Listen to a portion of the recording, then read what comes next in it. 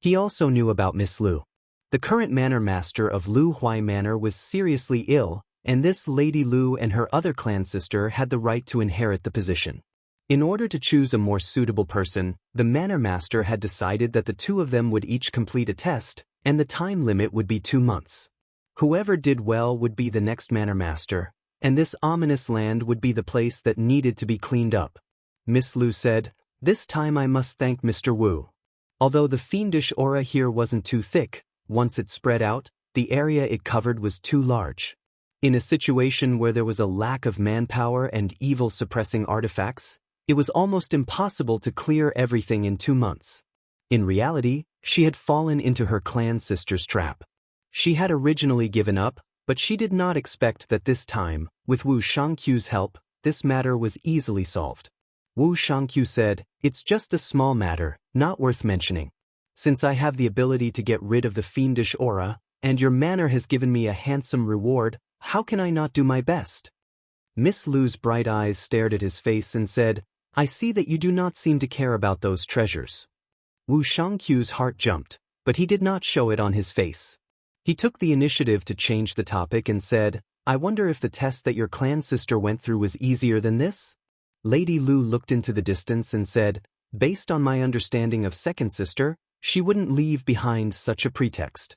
Her situation isn't necessarily any easier than mine, but she only needs to know how to deal with it in advance and prepare early.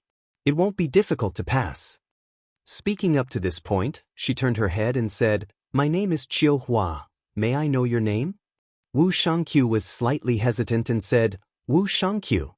Originally, if there was no almighty person, he would not say his real name because there were many ways to catch him by using his name. But for some reason, he did not want to hide it sometimes. However, there was an awkward point here. The other party's name had the word Chiu in it, so his name seemed to have a different meaning. Lu Qiuhua was startled, and then her exposed white neck turned slightly red. She looked at Wu Shangqiu with a rebuking expression. Wu Shangqiu's heart rippled slightly, and he could not help but look at her a few more times. Lu Qiuhua avoided his gaze and said, "I wonder who Mr. Wu's master is. To be able to teach someone like Mr. Wu, he must be a great sage. I would really like to meet him." Wu Shangqiu sighed and said, "I am not popular in my sect, and my master is also very disappointed in me. That is why I came out to travel." "How is that possible?" Lu Qiuhua was a little surprised and said in confusion, "With Mr. Wu's age and ability, it is enough for you to set up your own manor. Even those who are under the master of the manor might not be able to teach someone like you." Wu Shangqiu said, "Maybe." Lu Qiuhua looked at him and said softly, "Since Mr. Wu has nowhere to go, why don't you go back with me?" Wu Shangqiu was silent for a while. If it was 2 months ago, this would be what he wanted, because it was his goal. But now, he did not know why, but he instinctively wanted to avoid her. Lu Qiuhua's soft voice also made him a little annoyed, so he could not help but say in a stiff tone, "Let's not." When he looked again, Lu Qiuhua had already left, and he felt a little disappointed. Because the evil spirits here had been dealt with, he was ready to leave. Before leaving, the people of Liu Huai Manor had given him a generous reward according to the agreement. He did not bid farewell to Lu Qiuhua, but went straight back to Reed Village. For a reason that he did not know, he did not move to another place to stay, but he used some methods to expand and change the attic that he lived in. For a few days, he did not go out and only breathed in and out. One day, he stood on the attic and looked at the heavy rain outside. He felt the cold and wet air, and took out the escape pearl to have a look. He had the thought of contacting the mountain gate several times, but he was always suppressed by an unknown reason. In the end, he put it back into his sleeve. At this moment, he heard Ah Ling's voice from below. "Mister, someone is looking for you." Wu Shangqiu sensed the aura and knew who it was. He said, "Miss, please bring the guest up." Not long after, a man wearing a bamboo hat and a straw cape came to the attic and bowed, saying, "Greetings, Mr. Wu." Wu Shangqiu said, "Lu Ju, why are you here?" Lu Ju said, "Miss is in trouble and has no one to ask for help, so I can only look for you." As he spoke, he took off his straw cape, and there was a small knife stuck in his left chest, all the way to the hilt. LV Shangqiu did not notice this just now, and he frowned. You? Lu Ju's expression did not change, and he said, "It's nothing, it's just a trick to stimulate his life. I'm just here to tell you something." Wu Shangqiu took a closer look and realized that his life was in danger. If he continued like this, he would not be able to hold on for long if he did not do anything. He nodded. "Speak." Lu Ju said, "Second miss is decisive and vicious. Since she could not win openly, she resorted to underhanded means. Both miss, and I did not expect this."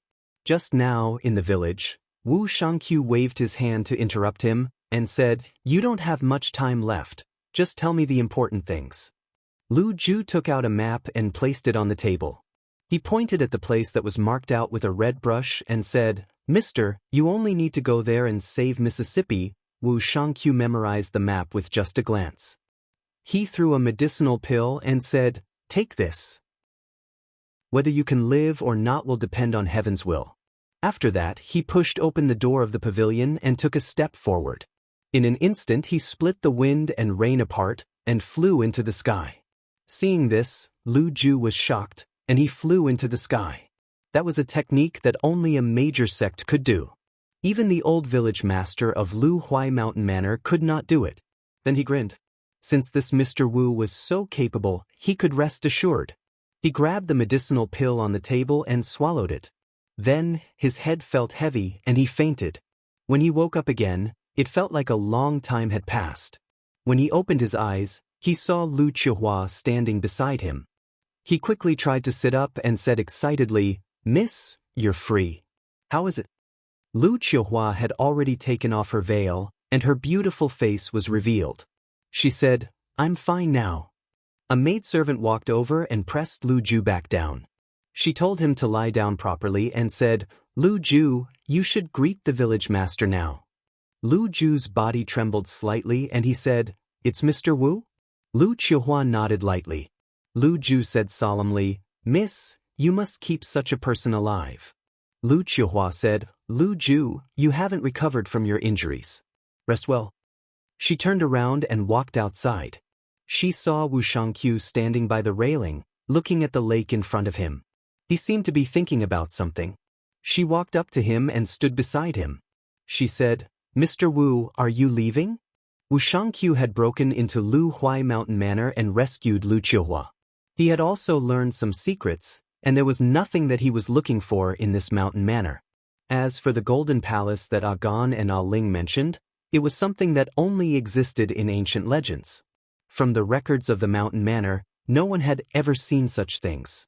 Logically speaking, there was no need for him to stay here anymore, and he could search elsewhere. However, he tried to convince himself that if he stayed and used this place as a base, he could still come into contact with more things. There was no need for him to search around, and it would be more convenient for him if he had this identity. As for how much of his thoughts came from this, even he did not know. He said, "I'll stay here for the time being." Lu Chihua did not say anything, but she seemed to be in a better mood. She smiled beautifully and said, "After becoming the village master, I'll be going to Ling Ming Mountain to pay my respects. Mr. Wu, would you like to accompany me?" Wu Shangqiu tensed up again. He had become very sensitive to things like sacrifices, and he could faintly feel that this was an opportunity to come into contact with the true mysteries of this world. He took a deep breath and said, "I'm willing to go with you." Chapter 1994. In the blink of an eye, 10 years had passed in the mountain and sea realm. Inside the cave, Lu Yinyi was reading the talisman books that Elder Quan had reported to her recently. Apart from the places where she had lost contact with them, most of the realms had reported back. Now, there were only 3 places that had not lost contact with them, and there was no news from them either. For cultivators, 10 years was just a short period of time. Since they trusted their disciples, the sect would not interfere too much. However, this did not eliminate the possibility that the disciples were controlled by others and did not respond. Therefore, if there was no response for a long time, the sect would still send people to investigate. Elder Quan then said, "Manorhead, there are already more than 1,000 disciples who have returned from the sky of unknown world. Their cultivation base has more or less improved. It's obvious that this is a good training for the disciples. Why don't we make it a routine in the future? Not only can we eliminate the weak and retain the strong, we can also do what Grand Supreme has instructed us to do. Lu Yinyi pondered for a while. For those disciples who had no hope of advancing, this could be a way out. She nodded and said, "We can give it a try, but remember, this is only voluntary and cannot be forced."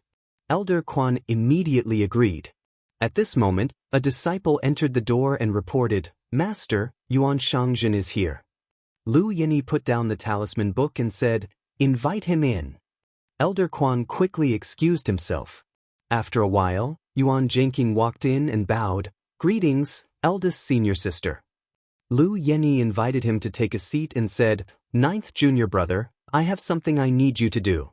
Yuan Zhenqing said, "Please give me your orders, senior sister." Lu Yinyi said, "Senior sister has been ordered by master to investigate the unknown world. Now, most of the realms have been settled and most are under my control. However, there are still 5 realms where great demons are wreaking havoc and the disciples can't handle them. I have to stay here to manage the situation, so I have to trouble junior brother to pacify them." Due to the abundance of spiritual opportunity in these 5 realms, the great demons bred by them had almost reached the level of mortal metamorphosis. Not even grotto heaven cultivators could suppress them, unless there were mortal metamorphosis cultivators there. These realms were also very valuable to the clear nether heavenly lake. As long as they could conquer them, they could be used as places to spread Tao. Once there was an inheritance of the Tao, even if there were obscene and evil sacrifices, they could also be purged, and it would not spread again. Yuan Zhenqing agreed, "I will do my best for the sex matters. We can go now." Lu Yinyi warned, "Junior brother, you must be careful too." Yuan Zhenqing nodded, and when he saw that Lu Yinyi didn't have any other instructions, he excused himself. With a thought, he arrived at the place where the myriad world apparatus of muddy connection was placed. An elder was standing guard here, and when he saw Yuan Zhenqing arrive, he hurriedly stood up and bowed. "Greetings, Yuan Shangjin." Yuan Zhenqing nodded. Then, he walked up to the All Realms instrument. With a sweep, he knew where the 5 realms were. He targeted one of them. With a thought, he broke through the void space and fled to one of them. On the peak of the snow-covered mountain plains, Wu Shangqiu stood in front of a tall petrified pine tree, looking at the sky in a daze. Unknowingly, 10 years had passed. In these years, he had experienced many things, and his entire person had changed a lot. At this moment, there was no longer the confusion in his eyes like when he first came, only a little shame and guilt. After a long while, he seemed to have made a decision. He stretched out his hand and pressed down. A ray of light rushed down and instantly melted the thick layer of snow and ice, as well as the hard soil below that was as hard as metal and stone. After more than 100 feet, the light faded, revealing a deep cave the size of a palm. He reached into his sleeve and took out the escape pearl that was stored in the jade box. After a slight hesitation, he let go of his hand and let it fall. He looked at the item falling, and his gaze was complicated. Then, he flicked his sleeve and the soil that was originally there was filled back up. It wouldn't be long before this place would be covered up again. Other than him, no one else would know that such an item was buried here. He looked at it for a while and thought to himself, "I'm only a disciple that isn't very important. As long as I don't respond, after a long time, the sect will probably not remember me anymore, right?" After a long time, he saw that there were no obvious traces left on the surface below. He sighed. Let bygones be bygones. He turned around and walked down the mountain. Lu Qiuhua stood there, her 2 hands hugging 2 pink and jade-like children. They were wearing thick felt hats and winter clothes. She looked up worriedly. When she saw Wu Shangqiu's figure appear in front of her, she relaxed a little. Holding the hands of her children, she came up and said, "Husband." Wu Shangqiu smiled and said, "It's fine now." After hiding the escape pearl, he seemed to have taken off some heavy burden, at least on the surface. Lu Qiuhua said seriously, "If there's anything, I'll take care of it together with you." Wu Shangqiu nodded. At this moment, he felt a movement on his leg. Looking over, he saw his son's little hand tugging at his clothes and looking at him. Wu Shangqiu smiled and bent down to pick him up. The other girl was anxious. She stretched out her hand and said, "I want Daddy to hug me too. I want Daddy to hug me too." Wu Shangqiu laughed. "Okay, carry both of you." He reached out and carried his daughter as well. Then, he turned around and looked at the snow mountain that just now came down from. He said to his children solemnly, "Look carefully at this place. Don't forget it. Do you understand?" The pair of children said seriously, "Yes." Wu Shangqiu glanced at this place again, then brought his wife and child back to a manor that occupied a large area. This place was set up here a few years ago by Willow Hwai Mountain Manor. It was for the sake of making it convenient to collect some rare flowers that could only grow on the snowy plains. Currently, there were over 1,000 servants busying themselves here. When the couple arrived at the manor, Lu Ju came up and bowed, "Manor Lord, Mr." Wu Shangqiu took off his cloak and a maid took it. He asked, "Is there something?" Lu Ju said, "The people of Mu Han Manor heard that Mr. and the Manor Lord are coming and want to host a banquet. What should we do about this?" Lu Chihua said, "Husband, I, Lu Huai, and the Mu Han Manor have a marriage alliance. When I travel outside, they take care of me. Why don't you meet them?" Wu Shangqiu smiled and said, "Since it's hard to refuse, I'll go. However, I think they have something to ask of me." Lu Chihua smiled gently and said, "That's because of husband's ability."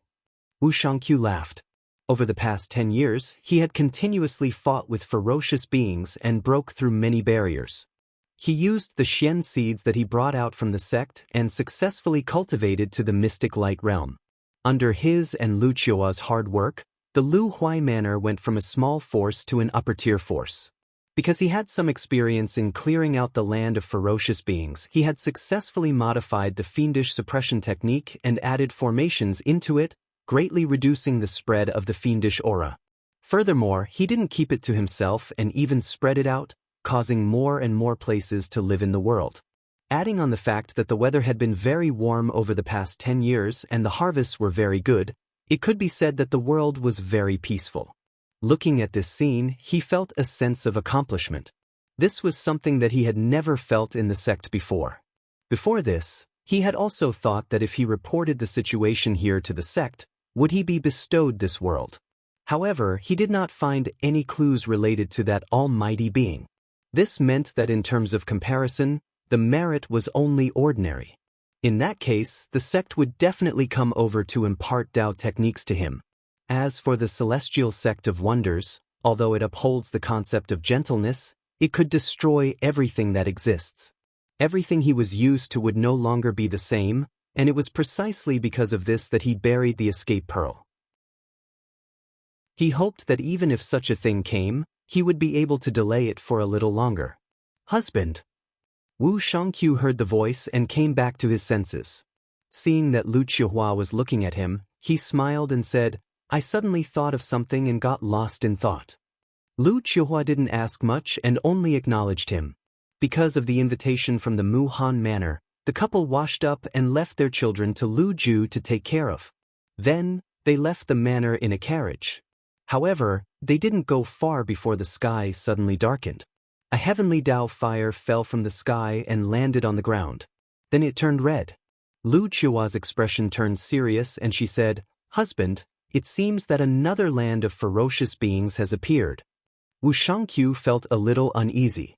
He had seen many ferocious beings over the years. He had seen all kinds of strange beings, but they all appeared on the ground. He had never seen one that came from the sky. He said in a deep voice, "That place is not far from us. We won't go to the Mu Han Manor. We'll go there first and take a look. If it's possible, we'll deal with it as soon as possible." Lu Chihua nodded in agreement and said, "Husband is right." After the two of them decided, they got off the carriage and prepared to fly. However, just now, when they reached the outside, a beggar jumped up from the ground and pointed at Wu Shangqiu from afar and shouted, "If you go against the will of heaven, you'll suffer the consequences. If you go against the will of heaven, you'll suffer the consequences." When the servants of the manor saw this, they immediately chased the beggar away, but the beggar continued to shout. Lu Chihua looked at Wu Shangqiu worriedly and said, "Husband?" She knew that Wu Shangqiu had always been hiding things in his heart. Sometimes, he would become very sensitive, so she was afraid that he would be affected by the beggar's words. Wu Shangqiu's expression was normal and he said, "Don't worry, I won't take a few crazy words to heart." He could tell that this beggar was not sent by someone with ulterior motives. He was just spouting nonsense, so his mind was not shaken. Even though he had cut off his past, the cultivation in the clear nether lake was not fake, so he would not be frightened with just a few words. Even if there was a calamity, it would not be just because of him, so there was no need to force himself to be troubled. He should just do what he should do and follow his heart. He circulated his cultivation method, and profound light flashed out, sweeping up Lu Qiuhua and flying up. Not long after, they had crossed a few hundred miles and arrived at the place where the heavenly fire had fallen. He saw that the ground below was bright red, and it was all scorched earth with sparks in the darkness. However, he could not feel any baleful aura, as if it was really the heavenly fire that had fallen, and there was nothing strange about it. Only then did he heave a sigh of relief. However, he suddenly felt that something was amiss. After pondering for a moment, he wrapped up the mysterious light and abruptly pulled himself up to a higher altitude. When he looked down again, he was shocked. The outline of the undulating scorched earth was clearly a ghost face with a strange smile. Chapter 1995. In the clear nether heavenly lake, Elder Quan stood in front of the All Realms instrument with a sullen face and asked a disciple, "When did this happen?" Just now, he received a report that 2 realms that had not received any response had suddenly disappeared without a trace. Even the All Realms instrument could not find the 2 realms. Now that he had checked, he found that it was indeed the case. The disciple replied, "I have been on duty here. When I saw the abnormality, I immediately came to report." Elder Quan felt that this matter could not be taken lightly and immediately went to Lu Yenny to explain the situation. After Lu Yenny received the report, she calculated for a while but did not find any results.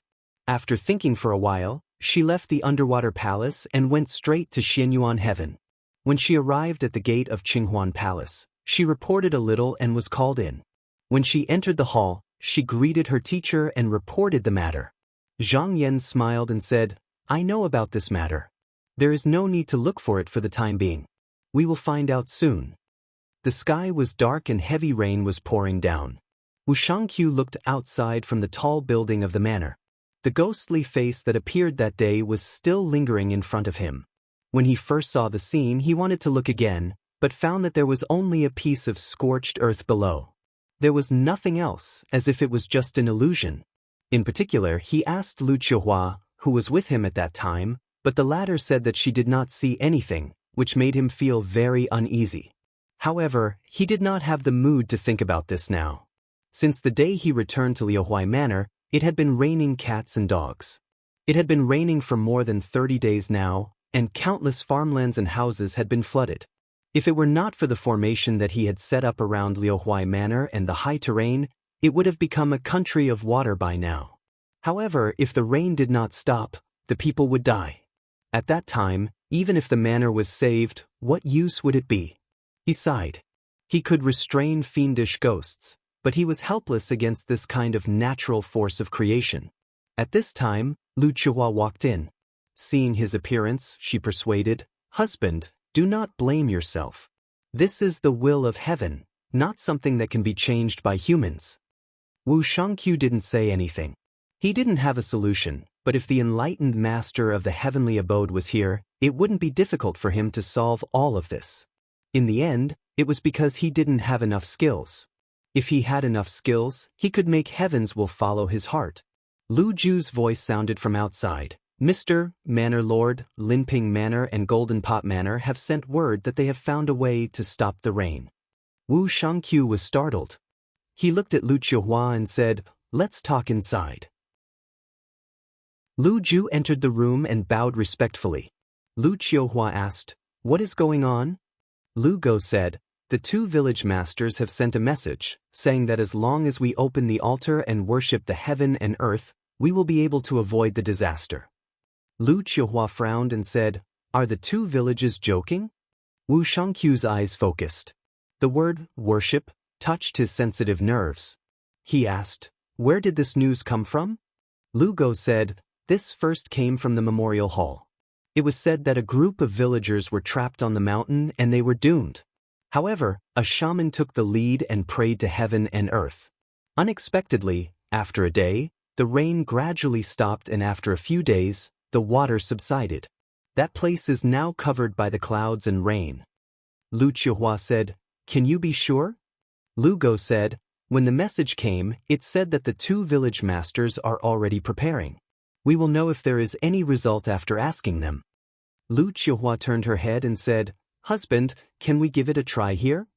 To her, setting up an altar and worshipping the heaven and earth, even if it was useless, it wouldn't be a loss for them to give it a try. Wu Shangqiu, however, frowned and felt that something was wrong. How could there be such a coincidence? Just now, when the rain was pouring, there was a ritual that could stop the rain? He couldn't help but think of the ghost face again. However, he didn't deny it immediately. What if the situation was different from what he guessed? He thought about it and said, "This is weird.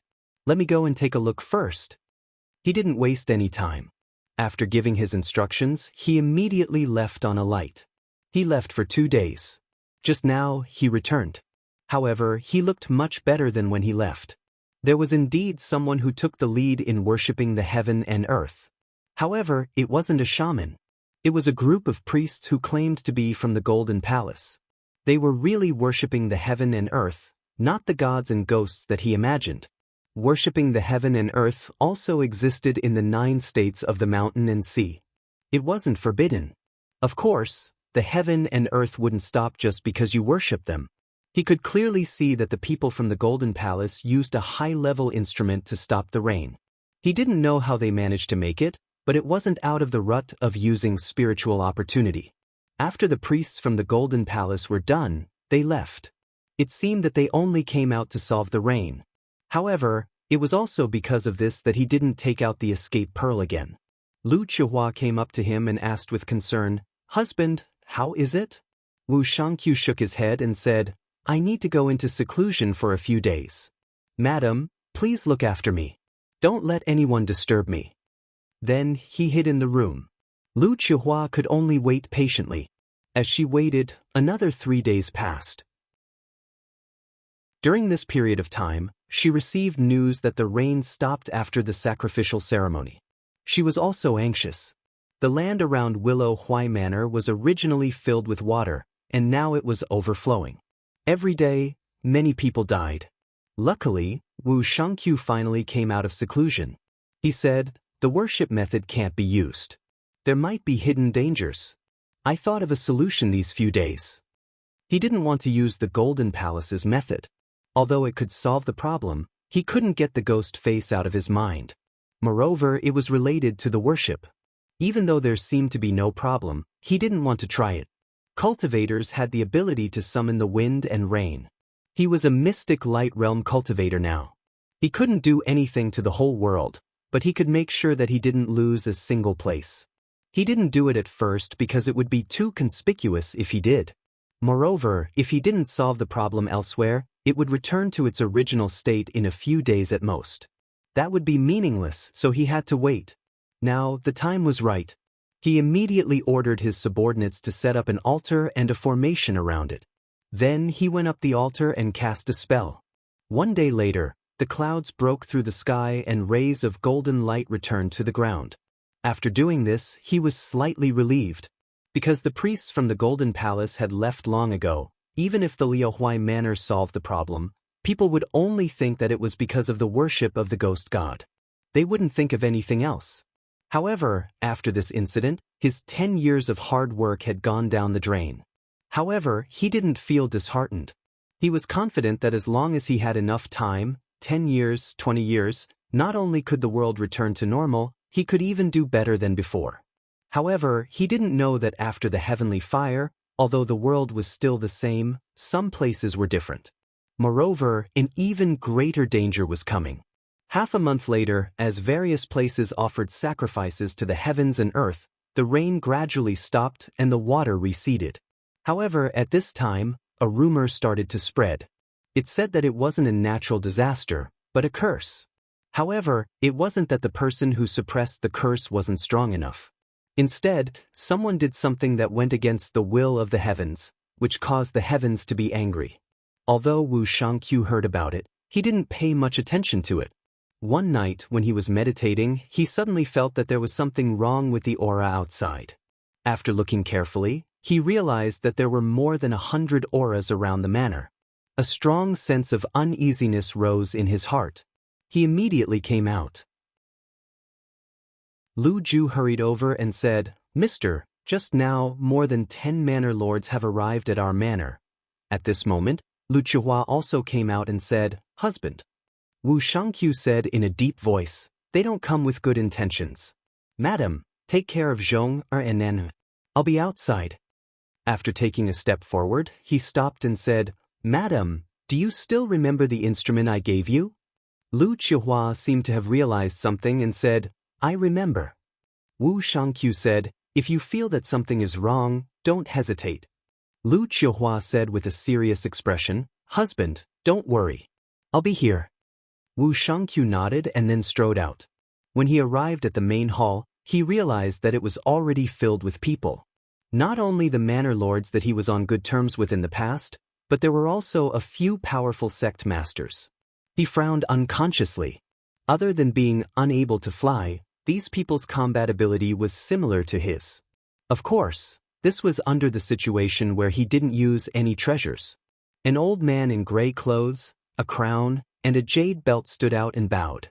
He said, "Mr. Wu, I hope that I didn't disturb you."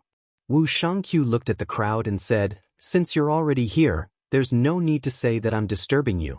I wonder why you've come to my Liuhuai manor in the middle of the night?"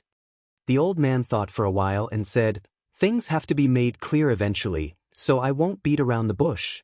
Mr. Wu, you know that the rain was able to stop this time because the Golden Palace's priests brought the method of worshipping heaven and earth.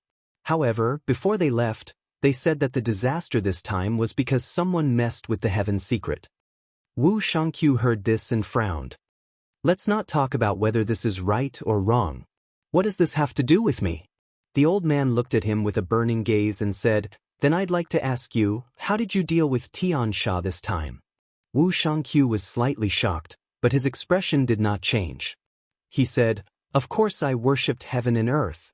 Didn't you see that my Liuhuai manor also built an altar?" A scholar in white sneered and said, "I'm afraid not." He stood up. "We've already asked the Golden Palace's priests, but they said that they've never come to Liuhuai manor to perform a ritual." Wu Shangqiu sighed in his heart. He knew that he could not hide it anymore. The Golden Palace was definitely behind everyone's visit this time. He raised his head and said calmly, "I did use other methods." Hearing him admit it, there was a commotion below. The scholar in white pointed at him and said sternly, "Wu Shangqiu, you obviously had a method, but why didn't you take it out? Why did you sit back and watch the people suffer?" Wu Shangqiu really could not explain it clearly. He said, "I have my difficulties. Moreover, this rain caused the world to suffer, and it did not benefit me at all. If I could solve this, I would have taken it out long ago." "Benefit?" The scholar in white sneered again and said, "Then let me ask you, where are you from, and where are you from?" Everyone's gazes focused on Wu Shangqiu the moment these words left his mouth. Chapter 1996. We have investigated all the lineages in the past, but there has never been a lineage like yours, Wu Shangqiu. May I ask, where did you come from? The white-robed scholar stared into Wu Shangqiu's eyes and walked forward step by step. His aura was overbearing. Although Wu Shangqiu used the name of the evil suppressor, he was still different from the people of this world. He could fly, manipulate spiritual vigor, and even set up formations. The techniques and supernatural powers he displayed were far better than the Aborigines. Even though there were people who suspected his background, but because he had brought many benefits, no one would pursue this. There was no need for it. However, after the evil sky, rumors started to spread, and he became special. Wu Shangqiu was thinking about how to end today's matter. These people had surrounded him, so they definitely wouldn't let him go. However, he definitely couldn't admit that he was someone from another world. Otherwise, he would never be able to explain himself. Thus, he said, I once said that I had always been cultivating with my master in the deep mountains, so what I learned was different from normal families. There were indeed many evil suppressors cultivating in the mountains. This was because not only would there be evil spirits in places where people gathered, but there would also be evil spirits in places where people did not go. This was something that could not be found out. The white-robed scholar had an expression that said he knew he would say that. He sneered, waved his hand and said, "Bring it up." Not long after, he saw 4 servants carrying a large boat that was more than 20 feet long into the hall. The moment Wu Shangqiu saw this, his gaze froze. This was the flying ship that he lost 10 years ago. He did not expect it to fall into this person's hands. The white-robed scholar asked, "Wu Shangqiu, do you recognize this?"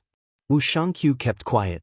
The white-robed scholar chuckled and said, "It's fine if you don't admit it." He waved his hand again, "Bring that person up." In a short while, a sturdy person was pushed in from outside the hall. Looking at his attire, he seemed to be a village resident. When he suddenly saw so many people, he couldn't help but be at a loss. But when he saw Wu Shangqiu was also in the hall, his eyes lit up and he relaxed a lot. He bowed and said, "Greetings, mister, may I know why you're looking for Agon?" Wu Shangqiu's heart sank. The white-clothed scholar gave him a few looks, walked over, raised his chin and said, "You are Agon?" Agon said, "It's Xiao Ren." The white-clothed scholar moved a bit closer. He pointed at Wu Shangqiu and said, "You told the villagers that you found Sir Wu in this boat that day, and that was why you carried him back?" Agon loved to brag the most. After Wu Shangqiu became famous, he would tell everyone he met that he was the one who carried Wu Shangqiu back that day. But he was not a fool. He realized that the situation was not right. He stammered, I don't know." Wu Shangqiu sighed and said, "He's just a villager, why are you making things difficult for him? That day I was indeed saved by him, but so what? This is only a magic tool." Magic tool? An unfamiliar voice appeared in the hall. Everyone looked over and saw a man wearing a golden robe, a long bamboo cane in his hand, and a mask with blurry facial features walking in. Seeing that it was him, everyone revealed respectful expressions and bowed. "Greetings, priest." The Golden Palace priest walked straight to Wu Shangqiu and looked him up and down. He pointed at him and said, "That's right, you're that evil demon. Heaven's malice came because of you." In the legends of the world, baleful aura was attracted by evil demons. But until now, evil demons only looked strange and ferocious. They had never looked like humans. Everyone in the hall had heard similar words before they came, but they were still skeptical. But now, the person pointing at him was the Golden Palace priest who had just now quelled heaven's malice, so they had no choice but to believe him. At this moment, Agon shouted, "I don't believe it, Sir is a good person. He's not an evil demon." The priest snorted and swung his cane, hitting Agon. The latter staggered and instantly vomited blood, falling to the ground. Wu Shangqiu frowned and said, "As a priest, is this your ability to harm a commoner who has no divine power?" The priest said coldly, "This person defended you, an evil demon, and that's a crime." The gray-robed elder couldn't stand it any longer and said, "Master priest, this person is just an ignorant commoner. It's no wonder that he was deceived by the evil spirit. Even we were deceived, let alone him?" He waved his hand and said, "Take him away, don't let him die. After we capture this evil demon and confront him in front of the world, we'll deal with him together." Wu Shangqiu knew that there was no way to resolve this, so he looked at everyone and said, "What do you guys want?" The gray-robed elder walked forward and sighed. "Mr. Wu, regarding the matter of heaven's malice, there needs to be someone who can stop everyone from talking. If you're willing to stand out and admit that you did it, we can guarantee that your children will be safe." Actually, he and many others didn't believe that heaven's malice could be caused by a single person. If that was really the case, would Wu Shangqiu be standing there waiting for them to question him? However, in the past, whenever a land of malice appeared, it would always be accompanied by all sorts of disasters. Therefore, suppressing malice was also suppressing disasters. The two were often talked about together, and there was a set of self-justifying arguments that had been carried out everywhere for a long time. However, just now, they couldn't come up with a reasonable explanation for the natural disaster that had passed. They needed to find a suitable person to take the blame, and without a doubt, Wu Shangqiu was the person to be used as a sacrifice. Actually, with his current position, he didn't have to do this, but with the Golden Palace priest identifying him, it could only be him. Wu Shangqiu frowned and didn't speak. The gray-robed elder didn't force him either. He knew Wu Shangqiu's ability, and if he could use words to make him surrender, that would be the best outcome. However, at that moment, there was a loud noise from afar. Everyone's expression tensed up, but they didn't know what happened. The white-robed scholar felt that something was wrong and asked, "What happened?" After a while, someone came to report, "It's Lu Qihua." She brought her son and daughter and escaped on a beam of red light. The white-robed scholar heard this and cursed in his heart. He said, "It's okay as long as Wu Shangqiu is still here." Wu Shangqiu heaved a sigh of relief. After being married to him for so many years, Lu Qihua obviously knew his feelings and knew the principle of breaking off when it was time to do so. It was best for them to leave now. If they were to be wary of the people in the village, then no one would be able to leave in the end. Now that he had nothing to worry about, he was able to move freely. With a command in his heart, a profound light enveloped his body, and then he flew upwards. However, at that moment, he saw the priest open his hand, and there was an eye drawn on his palm. He waved it at him, and Wu Shangqiu instantly felt a binding force on his body, as if he was being pulled by something, and it was difficult for him to go to a higher place. The white-robed scholar sneered, "Wu Shangqiu, do you think we won't do anything after knowing that you can fly? You won't be able to escape today." Wu Shangqiu ignored him. These words were only used to dampen his fighting spirit. If this person really had the ability, wouldn't he just come up and take him down? What was the point of saying so much nonsense? However, since he couldn't fly out immediately, he would be a target if he stayed in the sky. Therefore, he immediately descended and suddenly scattered the mysterious light. At this moment, everyone in the hall also made their moves. However, no matter what they did, it was useless against the mysterious light. Although Wu Shangqiu often flew around, he had never displayed the power of this mysterious light in front of others. Outsiders didn't know he had this kind of ability at all. The priest shouted, "This is the demonic sorcery." Just as he was trying to take something out, he saw a dazzling golden light rippling in front of him, and he felt that he couldn't see anything clearly. Everyone was also afraid of being at a disadvantage, so they all retreated. When the light dissipated, they looked again and saw that Wu Shangqiu was standing on the flying ship. He said, "The last thing you all should do is bring this flying ship in front of me again." The white-robed scholar was shocked and said, "Not good. Quick, stop him."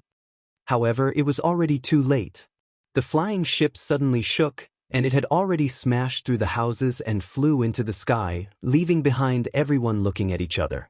Wu Shangqiu held the talisman in his hand and sat in the flying ship. However, he realized that his circulation was a little sluggish. This was because the white-robed scholar and the others also thought that the flying ship might be used by him, so they did some damage. However, those were only some external restrictions. Unless the entire flying ship was torn down, otherwise, the restrictions that were refined into the inside would not be destroyed so easily. However, flying was not a problem. After a few days, he landed in a desolate valley and met up with his wife and child who had arrived a step earlier. As early as 10 years ago, he made some arrangements here and opened up a few caves that could be used as an escape route in a crucial moment. He didn't think that it would really be useful now. Lu Qihua said worriedly, "Husband, what should I do after I come down?" Wu Shangqiu said, "Stay here for now, and we can plan later." He wanted to slowly cultivate Dao techniques here and increase his cultivation level. At the same time, he would secretly observe the Golden Palace to see if there was anything suspicious. If there was nothing, he would simply live in seclusion here. After his cultivation level improved, if he could cultivate to the Golden Core state, it would not be too late for him to return to the world. Although he had been here for 10 years, he still maintained the thinking of a Dao cultivator. A temporary setback was nothing, and he didn't care even if it was 10 or 20 years. As long as he had enough cultivation level, any problem could be solved. To prevent his whereabouts from being exposed, he set up another array outside the mountain and buried array flags at the foot of the mountain before returning to the cave abode. However, although he had a good idea, he felt waves of fluctuations in the array after half a month. It was obvious that someone was attacking the array. It was obvious that the people from the Golden Palace had used some method to find their whereabouts.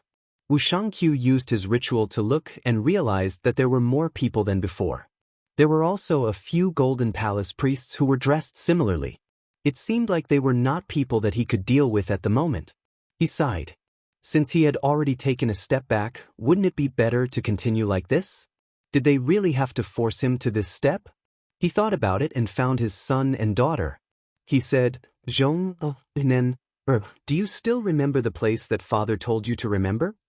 Zhong nodded vigorously. Father, I remember. Nan also said, Father, I remember too. Wu Shangqiu stuffed the talisman to control the flying boat into their hands and solemnly said, In a moment, father and mother will lead those people away. You two go to that place and take out an item that father buried there. Chapter 1997. Wu Shangqiu took out 2 jade pendants and wore them on his children's belts. He also sent a few words to them via voice transmission. Then he whistled and saw a snow-white little fox running out. When it arrived in front of him, it knelt there and looked extremely intelligent. He said solemnly, This snow fox is called Yin Zhan. As long as we get there, it will bring you to the thing that father has told you about. If Lu Qiuhua was with her children, then the target would be too big. These 2 escaped jade pendants could only move mortals, so it was best to act separately. After all, the 2 children were not ordinary people. They did not cry and said, I will listen to father. Wu Shangqiu whispered a few words to the white fox. The latter nodded and rushed forward. After walking 8 or 9 steps, it turned around and chirped at the 2 children. Wu Shangqiu stroked the heads of his children and said, Just follow Yin Zhan. The 2 children nodded and followed the snow fox obediently. Lu Qiuhua had been watching silently from the side just now. At this moment, she revealed a worried expression and said, Husband. Wu Shangqiu waved his hand at her and said, Don't worry about Zhong'er and Nana. The jade pendants I gave them can go to the stable realm. When he spoke up to hear, he sighed and said, I made a mistake in the past. I was originally willing to continue making mistakes, but for the sake of Madame, Zhong, and Nanner's safety, I can't do that anymore. The worry in Lu Qiuhua's eyes did not fade. She said, No matter what husband does, I am willing to follow. It's just that Zhong'er and Nanner are still so young. If we are not here, who will take care of them? Wu Shangqiu comforted her, Don't worry, madam.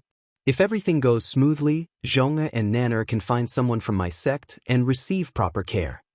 Lu Qiuhua was relieved to hear this. Wu Shangqiu was quite capable, and the people in his sect were probably the same. It should not be a problem for him to take care of the 2 children. However, she still had some doubts. She asked, If the Golden Palace does not give up, will it bring trouble to my husband's sect? The Golden Palace had always been a legendary existence. Now that it had suddenly appeared in front of the world and quelled the natural disaster with one move, she, who had been a fiend suppressor for generations, was naturally full of respect for it. Wu Shangqiu scoffed and said, The ones who should be worried are the people from the Golden Palace. He looked outside and said, I don't know how long the formation can last, but since the people from the Golden Palace were able to find this place, they must have some extraordinary means. Madam, come with me.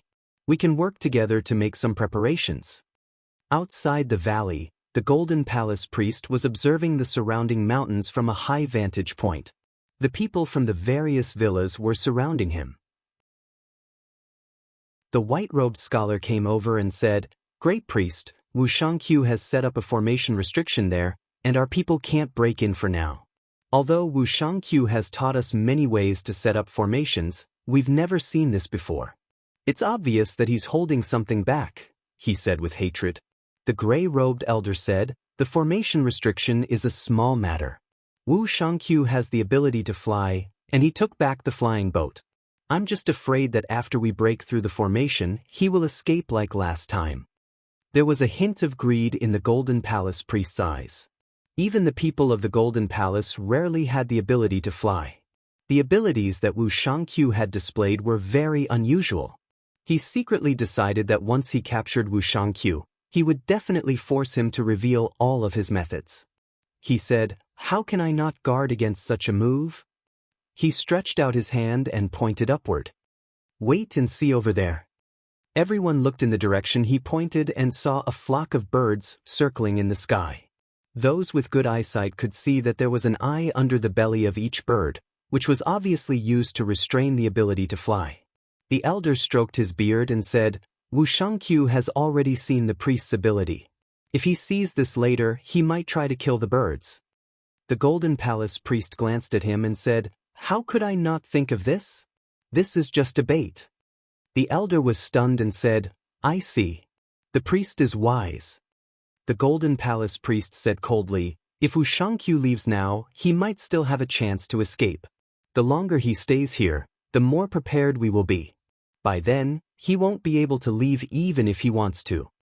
He was not the only Golden Palace priest who came this time, but he was the leader. They were all setting up outside and were waiting to act at the same time. At this moment, Wu Shangqiu also saw the birds flying in the sky. However, the people outside did not know that he had the reflection of the array treasure, so he could clearly see all the movements outside the mountain. At this moment, he clearly saw that there were kites hovering in the clouds in the distance, with similar patterns drawn on them, so it was obviously a trap. Since the formation was not activated, he was not ready to break the siege. Therefore, there was no point in making a move now.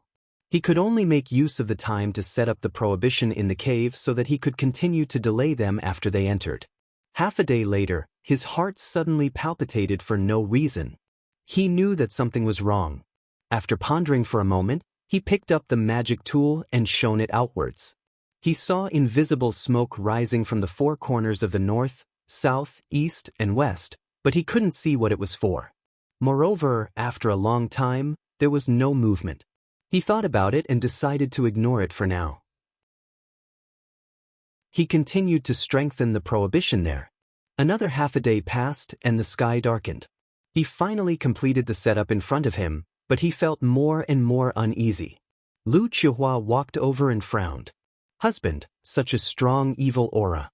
Was there a land of evil aura nearby?" "Evil aura?" Wu Shangqiu's expression froze, and he vaguely thought of something. At this moment, the ground under his feet suddenly trembled, and then an endless amount of evil qi rushed up. In the surroundings, except for the stone walls that were lined with restrictions, everything collapsed and disappeared. He knew what had happened. He did not know what method the other party had used to turn this land into a land of evil auras. No matter how powerful the array that he had set up was, he still needed to communicate with the spiritual opportunity of the earth vein and borrow its power to defend against external attacks. However, this fiendish land had appeared out of nowhere, and even the entire boundary had been changed. Naturally, all of this would no longer exist. At that moment, he thought of many things. This land of evil auras was undoubtedly closely related to the Golden Palace. On the surface, the Golden Palace seemed to be hiding from the world, but in reality, it had been paying attention to everything that happened in the world. Over the years, it had suppressed countless evil auras and came up with many methods to suppress evil auras. If this were to continue, it would not take long before it would no longer be a threat to the world. It was no wonder that the Golden Palace was so hostile towards him. It was because he had broken a hidden rule in the world. Now that there was no formation outside, the land of evil auras could stop ordinary people, but it could not stop the Golden Palace and the many people who suppressed evil auras. Therefore, it could only choose to face its opponent head-on. Outside, the eyes of the Golden Palace priest flickered. He then pointed and shouted, "Everyone look! This is a land of evil auras. Wu Shangqiu is undoubtedly an evil spirit." Everyone was shocked. Previously, some people did not agree with the Golden Palace's accusation of Wu Shangqiu and thought that he had suffered an undeserved calamity. However, The Golden Palace was powerful and they could only follow the crowd. Now that they saw it, they had no choice but to believe it. If he was not an evil spirit, why would he be hiding in a land of evil auras? The white-robed scholar also took a step forward and said loudly, "It's lucky that the priest saw through him. Otherwise, the world would be in greater danger." The gray-robed elder only sighed. At that moment, a flying boat suddenly rose into the air. There was a flash of light, and birds fell from the sky like rain. The Golden Palace priest's spirit was lifted. He had special methods and was sure that Wu Shangqiu and his wife were on the flying boat. He said, "Everyone, the evil spirit is on the flying boat. Don't let them escape." Following his call, wisps of golden light soared up and headed straight for the flying ship. However, no one noticed that there were two streaks of light flying away from underground at this moment. Several days later, on top of a snowy mountain, two streaks of light carried Zhong, and as they flew out from the ground.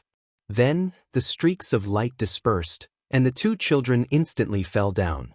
However, there was a thick pile of snow below them, so they were both unharmed. There was a flash of white light, and it was Silver Bead that came out and chirped at the two of them.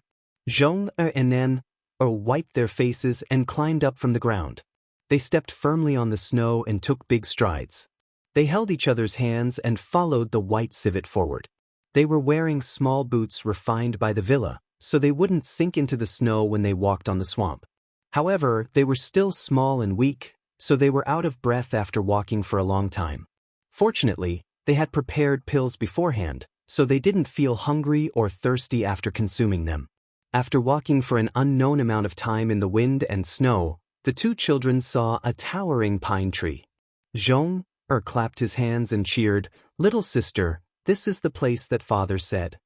Nen stood beside him and nodded as he looked at the tall tree. The little white civet chirped twice and jumped up. It then plunged into the snow, but the place was quickly covered by the falling snow. The two of them anxiously waited for a long time before they saw a pile of snow gradually rising up. Then, with a pu sound, they saw the little white civet jump out from the pile of snow, holding a jade bead in its mouth.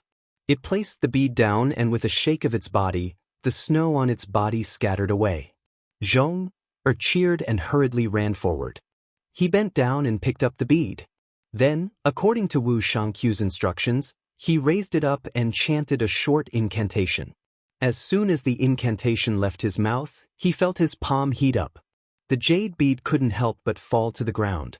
Then, a ray of spiritual light shot out from the bead and soared into the sky. In an instant, it illuminated half the sky. Even the light of the sun and moon was overshadowed, and the surrounding mountains were also shaking.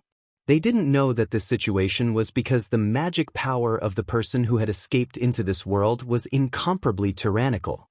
He had drawn out all the magic power stored in the bead, which was why such a strange situation had occurred. Seeing this kind of movement, the two children were a little scared and couldn't help but retreat. The little white civet also felt something and scuttled behind them to hide.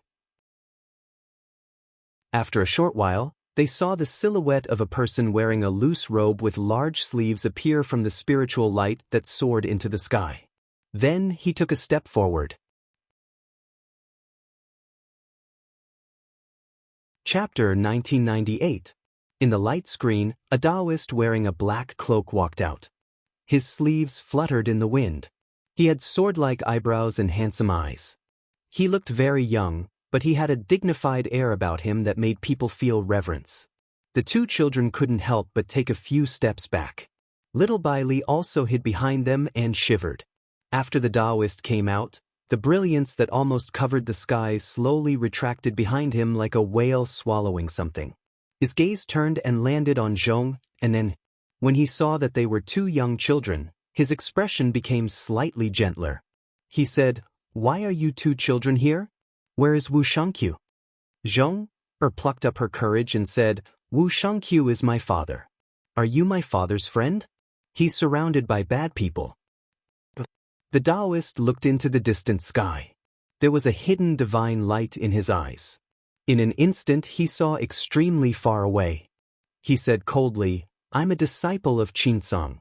How can my life and death be decided by others? He looked at the two children and said, I'll go find your parents. You two just have to wait here. With a flick of his sleeve, he instantly set up a formation to protect the two children. He then turned around and took a step forward. His figure instantly disappeared. On the other side, a dilapidated flying boat was flying unsteadily in the sky. Wu Shangqiu held onto the side of the boat. He looked slightly exhausted. Ever since he entered the valley, he had been chased by a group of people for several days and nights. During this period, he had been fighting fiercely with people without stopping for a moment. He originally didn't want to kill too much, but after a few chases, he realized that he couldn't hold back anymore. Because if he didn't do so, his opponents would be even more daring. At this moment, the flying boat suddenly shook and made a slight cracking sound.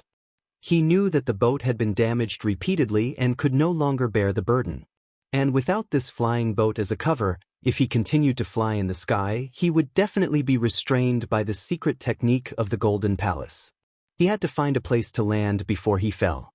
He said, Madam, be careful. As he spoke, he waved the talisman in his hand and swung it downward. In less than 10 breaths, the flying boat landed on the ground. With a loud bang, it broke apart. His body emitted a faint mysterious light. With a sweep, he brought Lu Qiuhua and himself out. When his feet touched the ground, he took out a pill bottle from his sleeve, removed the stopper, and swallowed a pill to replenish the energy deficit. He was a Taoist cultivator. As long as his internal qi was not exhausted and he had the support of the elixir, he could continue to fight. It did not matter if he did not sleep or rest. However, Lu Qiuhua's face was pale. Although she had some secret skills, she was still a mortal. After a few days of fighting, she could not hold on anymore. She said weakly, Husband, please leave first. If it wasn't for me, you would have escaped long ago. Wu Shangqiu knew what she was thinking and said in a deep voice, Don't say such silly words. As long as Zhong Heir and Nan Heir find that thing, the people from my sect will definitely come. By then, we will be able to solve the crisis. He thought in his heart, I disobeyed the order of my sect. I'm afraid I won't be forgiven. But you are not guilty. You must take care of yourself and live well. He took out another pill and said, Take it. Lu Qiuhua bit her lips and shook her head. She knew how precious these pills were. One more pill meant one more life. She tried her best to speak, Husband, please keep it. You don't have to give it to a useless person like me. Wu Shangqiu knew that she would not accept it. Even if he forced her, he would not be able to do it. He sighed and thought about it. He took out a protective talisman and secretly put it into her sachet. Then, he held her and walked into the dense forest. When Lu Qiuhua saw the dense forest, she panicked and reminded him, Husband, it's not a good place to go. Wu Shangqiu knew what she meant. Seeing that they entered the forest, they might set a fire to force them out. He said, Don't worry, my wife. They won't set a fire. I'm not afraid of them. Even though the Golden Palace was secretive and sneaky in the dark, they still had to be shameless on the surface. They would not be too unscrupulous. If they started a fire, it would burn down a few mountains and many lives would be lost. Moreover, he was not afraid of the fire. He could use his treasured clothing and protective talisman to defend himself. He would be able to hold on for a few days. When the people from the sect came, the situation would be over. At this moment, the high priest of the Golden Palace was following behind with the rest of the people on the flying birds. He saw that the flying boat had fallen into the forest. He sneered and said, Do you think that I won't be able to do anything to you if you hide in the forest? He took out a white urn, held it up, and muttered something. A wisp of white smoke rose up. Soon after, white smoke also rose up from a few other directions. Each of them gathered into a few patterns that looked like words, but were not words at the same time. With just a glance, they understood each other's intentions.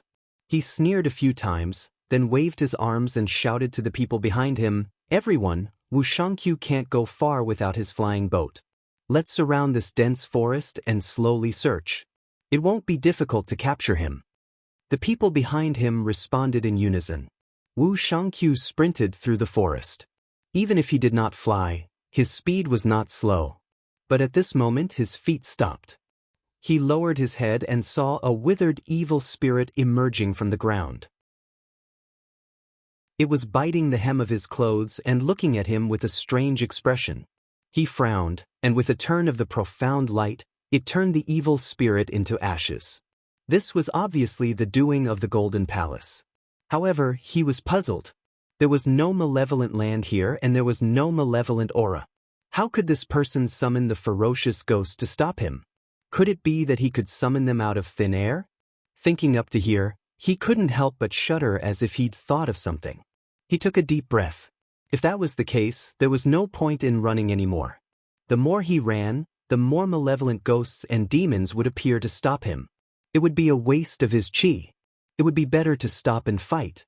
At least he could buy himself some time. Lu Qiuhua saw that he stopped and asked nervously, "Husband?" Wu Shangqiu said, "I'm fine. There's no need to run anymore. We'll rest here and wait for this person to come. You can rest for a while and fight the enemy with me later." When Lu Qiuhua heard what Wu Shangqiu said, a smile blossomed on her face. She said, "Good." Then she came out of the protection of the mysterious light and sat cross-legged on the ground. She used the method that Wu Shangqiu had taught her to regulate her breathing in order to recover her strength as soon as possible. When the Golden Palace priest arrived with the crowd, he saw Wu Shangqiu standing with his back against a huge tree. His entire body was protected by golden light, and there was a flying spear that looked like a heavy awl hanging above him. He could not help but stare. This flying spear could break a person's tendons and bones with just one knock. He had seen it before, but the more powerful this thing was, the more greedy he was. He took a step forward and shouted, "Wu Shangqiu, the flying boat has been destroyed. There is a secret lock in the sky from the Golden Palace. You can't escape today no matter what. Why don't you put down your instrument and surrender?" Wu Shangqiu looked at him and said, "Why talk so much? Just do it." In the past, he always felt that there was a layer of fog covering his beer. Now that he was in a life-and-death situation, his mind became clearer. The Golden Palace priest was about to call for the people to go forward, but he realized that the people behind him were all cowering. This was inevitable. In the previous battle, there were many casualties. Wu Shangqiu was obviously like a cornered beast that was putting up a desperate fight. This was the most dangerous moment. Who could guarantee that he would sacrifice himself to help others? Since that was the case, who would be willing to risk their lives? The Golden Palace priest saw the situation and knew that he needed to motivate the people. He shouted, "Whoever captures Wu Shangqiu can enter the Golden Palace as a priest." As soon as he said that, everyone was stunned at first. Then, their hearts burned with passion. They had seen the power of the Golden Palace. The Golden Palace had many secret skills. It was said that the malice suppression skill came from the Golden Palace. If one could enter, it would be like going to heaven in a single step. Someone immediately shouted and couldn't help but make a move. With someone taking the lead, the people behind him started to attack. Many colorful lights were directed at Wu Shangqiu. Of course, Wu Shangqiu would not just stand there and not fight back. He used the dark light snatch to fight back. He was wearing a Taoist robe given to him by the sect. No matter what kind of secret method or murderous weapon fell on him, it could not be broken. However, this required the support of his own inner chi. Once it was used up, he would die. The battle lasted for about half a day. During this time, many people from the malice suppression skill died. However, under the urging of the Golden Palace priest, there were still people coming.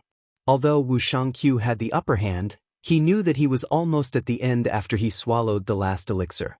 He looked into the sky and thought, "I wonder if Zhong Air and Nan Air are there. It's a pity that I won't be able to see you grow up." Another half an hour later, his inner breath was exhausted, but there was still no change. He knew that there was no hope of survival. He sighed and gave up resisting.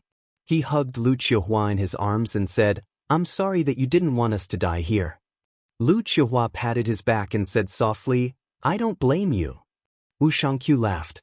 The last ray of dark light on his body was extinguished. He then looked at the hundreds of lights that were charging at him. However, just when he thought that his life was about to be lost, An aura that was as vast as the ocean suddenly descended. Then, everything around him suddenly became still. Everyone, including the Golden Palace priest, maintained the same posture and expression at that moment. All colors in the world seemed to have abruptly faded, as if only black and white were left. Then he saw a Taoist in a black robe slowly walking over.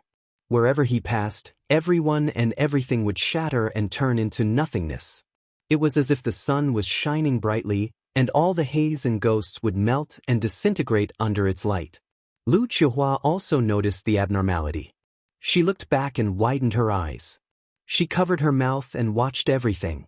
After a while, the Taoist stood in front of the two of them and said, "Wu Shangqiu, your report is too late." Wu Shangqiu's voice trembled. "Yuan Shangzhen?" He did not expect the sect to send a Shangzhen over. He knelt down and cried, "Disciple Wu Shangqiu greets Shangzhen." Lu Chihua knelt down as well. She could tell that her husband's sect was not as simple as she thought. It was not an exaggeration to say that the sect's power was heavenly. Wu Shangqiu kept kowtowing and said, "I have sinned, but I still have to trouble the sect to save me. I'm ashamed and ashamed. Please punish me." Yuan Zhangqing said, "We'll talk about your matter later. The sect will judge it. Wait here, I'll be back soon." Wu Shangqiu asked, "Where is Shangzhen going?" Yuan Zhangqing said calmly, "He's going to destroy the Golden Palace." Wu Shangqiu was stunned. Yuan Zhangqing said, "Even if you did something wrong, you're still a disciple of the Qinsong school. There are rules to restrict you. However, this person harmed my disciple for no reason. How can I tolerate it?" Chapter 1999. Yuan Zhangqing left Wu Shangqiu and his wife and followed the connection left by the priests of the Golden Palace. He saw a golden palace floating in the depth of the world. It was not in the four directions, nor was it in yin and yang. It was in a gap between heaven and earth. Those who could stand here, even if they had not cultivated to a certain level, were blessed by heaven and earth. At this moment in the Golden Palace, a dozen priests were watching the world. In their eyes, Wu Shangqiu was crushed into a pile of meat under the siege of countless evil-suppressing spirits, while Lu Chihua committed suicide. However, in order to prevent the evil spirit from remaining, it was burned away by the evil-suppressing spirits. In the end, both husband and wife died without a trace. In reality, the moment Yuan Zhangqing arrived, what they saw was what they wanted to see. It was a possible scenario in the future, but it was not the truth. It was just that they did not know about it. When the priests saw this result, even though their faces were cold, their eyes were filled with satisfaction.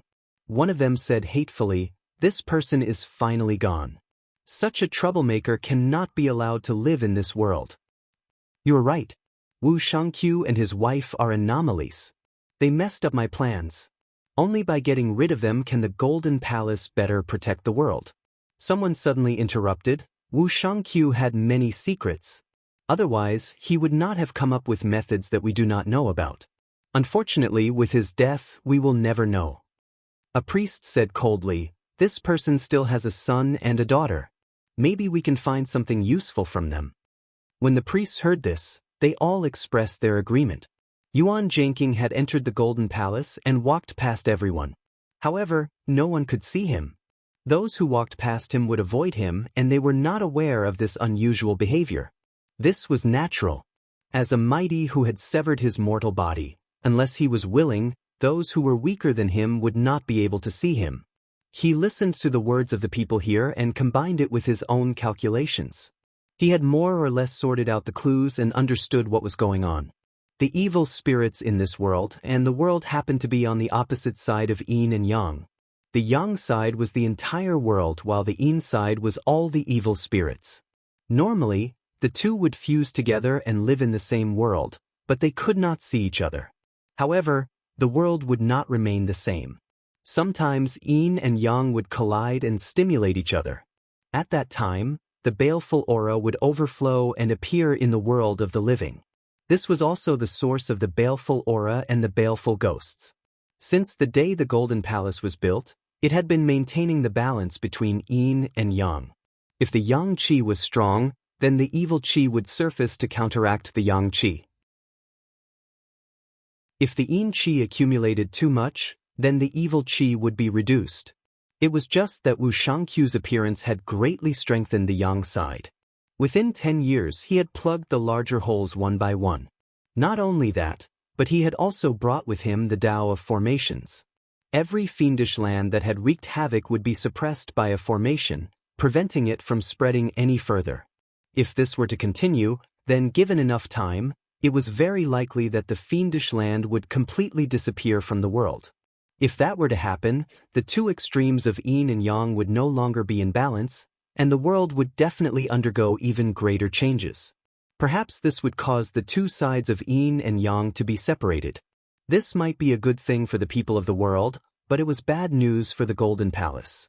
Over the years, there were gradually different voices within the Golden Palace. They believed that the world should not only be a balance between yin and yang, but that one side should be strong while the other side was weak. Then the two sides should take turns. This kind of opinion had gained the upper hand recently. After doing such a thing, they were no longer people who passively maintained the balance. Instead, they had the power to operate the world. They had changed from servants who served the world to masters of the world. However, the premise was that everything had to be decided by them, and not by a person like Wu Shangqiu. As such, Wu Shangqiu became a thorn in their side that they had to get rid of. After understanding all of this, Yuan Zhenqing believed that this was not the end of the matter. When he arrived at this place, he could feel that there was a barrier between him and the world. It blocked his senses and prevented him from probing deeper. As such, he concluded that there was a deeper reason behind this. At this moment, he stopped in his tracks and his eyes focused on something. This is it. There was an altar placed there, but it was hidden in the depths of the Golden Palace.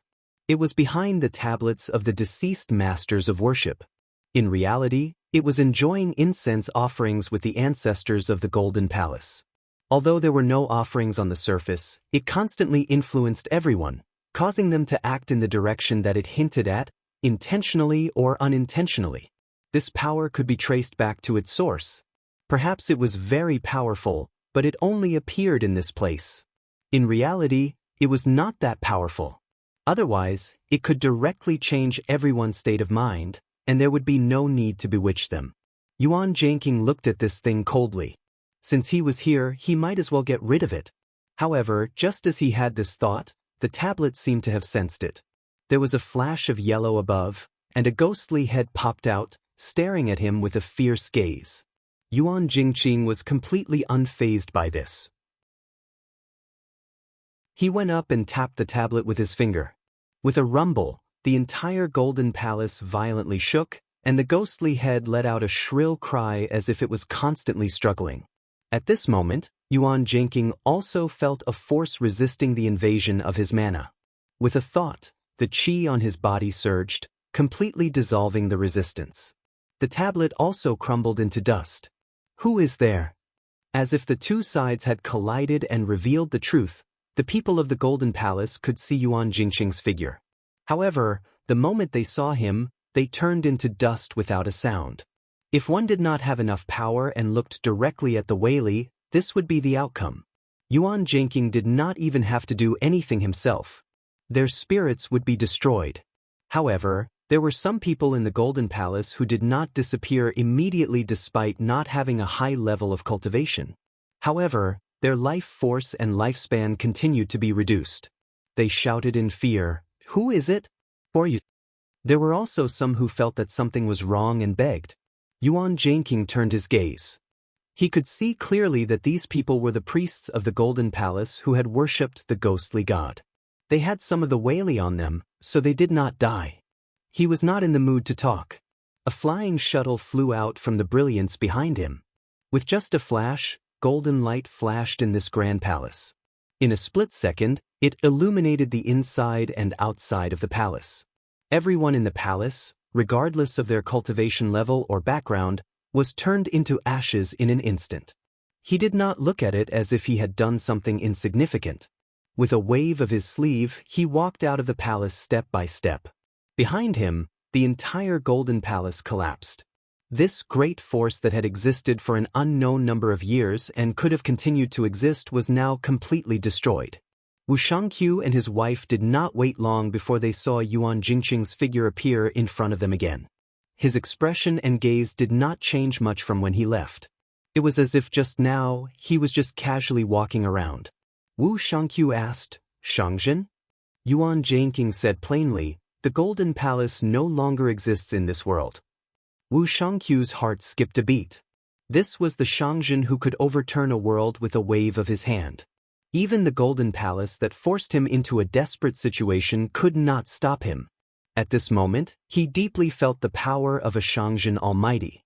Just now, Lu Qihua had already found out about the latter's background from Wu Qihua. Now that she knew this news, she felt like she was in a dream. As the evil suppressor of this world, the Golden Palace already existed in legends. The people of the world respected it unimaginably. However, even such an existence was destroyed in the hands of her husband's sect in the blink of an eye. It was even to the extent that according to Wu Shangqiu, this person wasn't even the strongest in the sect, and he was only one of the many great figures in the sect. Moreover, behind him was a founding ancestor that stood above all techniques. This was something that was difficult for her to imagine. Yuan Jingqing said, "Wu Shangqiu, this matter has come to an end. You can follow me back to report." Wu Shangqiu acknowledged and immediately knelt down. He said, "I am a sinner, but I still have a pair of children here. I hope that your highness can allow me to make arrangements before I leave." Yuan Jingqing said, "You are still a disciple of the Qinsong. How you deal with your children, whether to bring them away or to keep them, is your own business. I will not ask too much." Wu Shangqiu's spirit was lifted. How could he not understand what Yuan Jingqing meant? He was allowed to bring his family along. He kowtowed and said, "Thank you, Shangzhen, thank you, Shangzhen." Yuan Jingqing waved his sleeve. The two of them felt the world around them suddenly change. They went from the dense forest to the snowy mountains. Before they could exclaim in surprise, they heard two shouts. "Father, mother!" Wu Shangqiu and his wife turned around and said in surprise, "Zhong Nan." The two children and the little white fox were originally waiting there obediently. When they saw Yuan Jingqing appear with the two of them, they ran over happily. Wu Shangqiu and his wife each carried their children. Their hearts were filled with joy. When they escaped from Willow Manor, they had already prepared for the worst. They did not think that they would be able to reunite unscathed. Deep in their hearts, they rejoiced and were filled with gratitude towards their sect and Yuan Jingqing. Yuan Jingqing watched quietly from the side. In reality, from his point of view, Wu Shangqiu did not commit any major mistakes. He did not report the news to the sect in time. It was not because he was disloyal to the sect, but because his spiritual sense was deceived and his mind was twisted. Moreover, this twist was not forced. It followed the weakness in one's heart. Not to mention a junior disciple, even if one reached the level of Yuanying, one would not be able to guard against it. Fortunately, the sect had long predicted that some disciples would be deceived or have their minds twisted. Moreover, this matter in itself explained the problem. If the disciple did not report back, there would definitely be something wrong with that boundary. Everything that happened in the past was proof of this. However, this matter was far from over. Just now, he was originally prepared to trace it back to the demon god. However, he sensed a trace of danger in advance, so he did not do so. He pondered and said, "This matter, I can only report to my master when I return."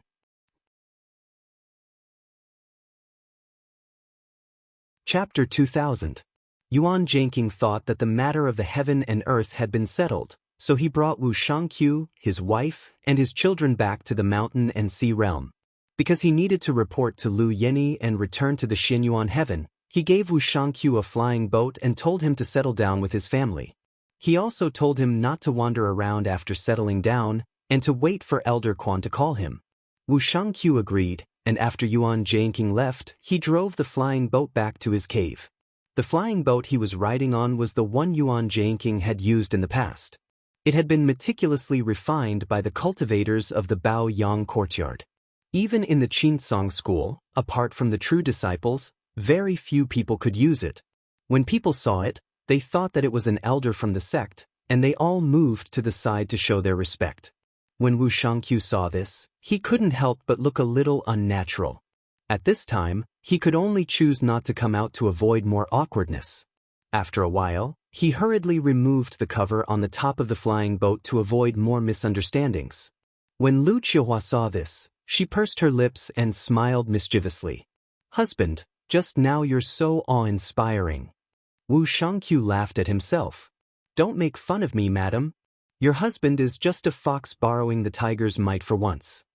The bright nether heavenly lake wasn't just a single sky pillar heavenly lake. It was surrounded by countless lakes and mountains. Aside from those who were cultivating outside, there were at least 100,000 disciples who lived here.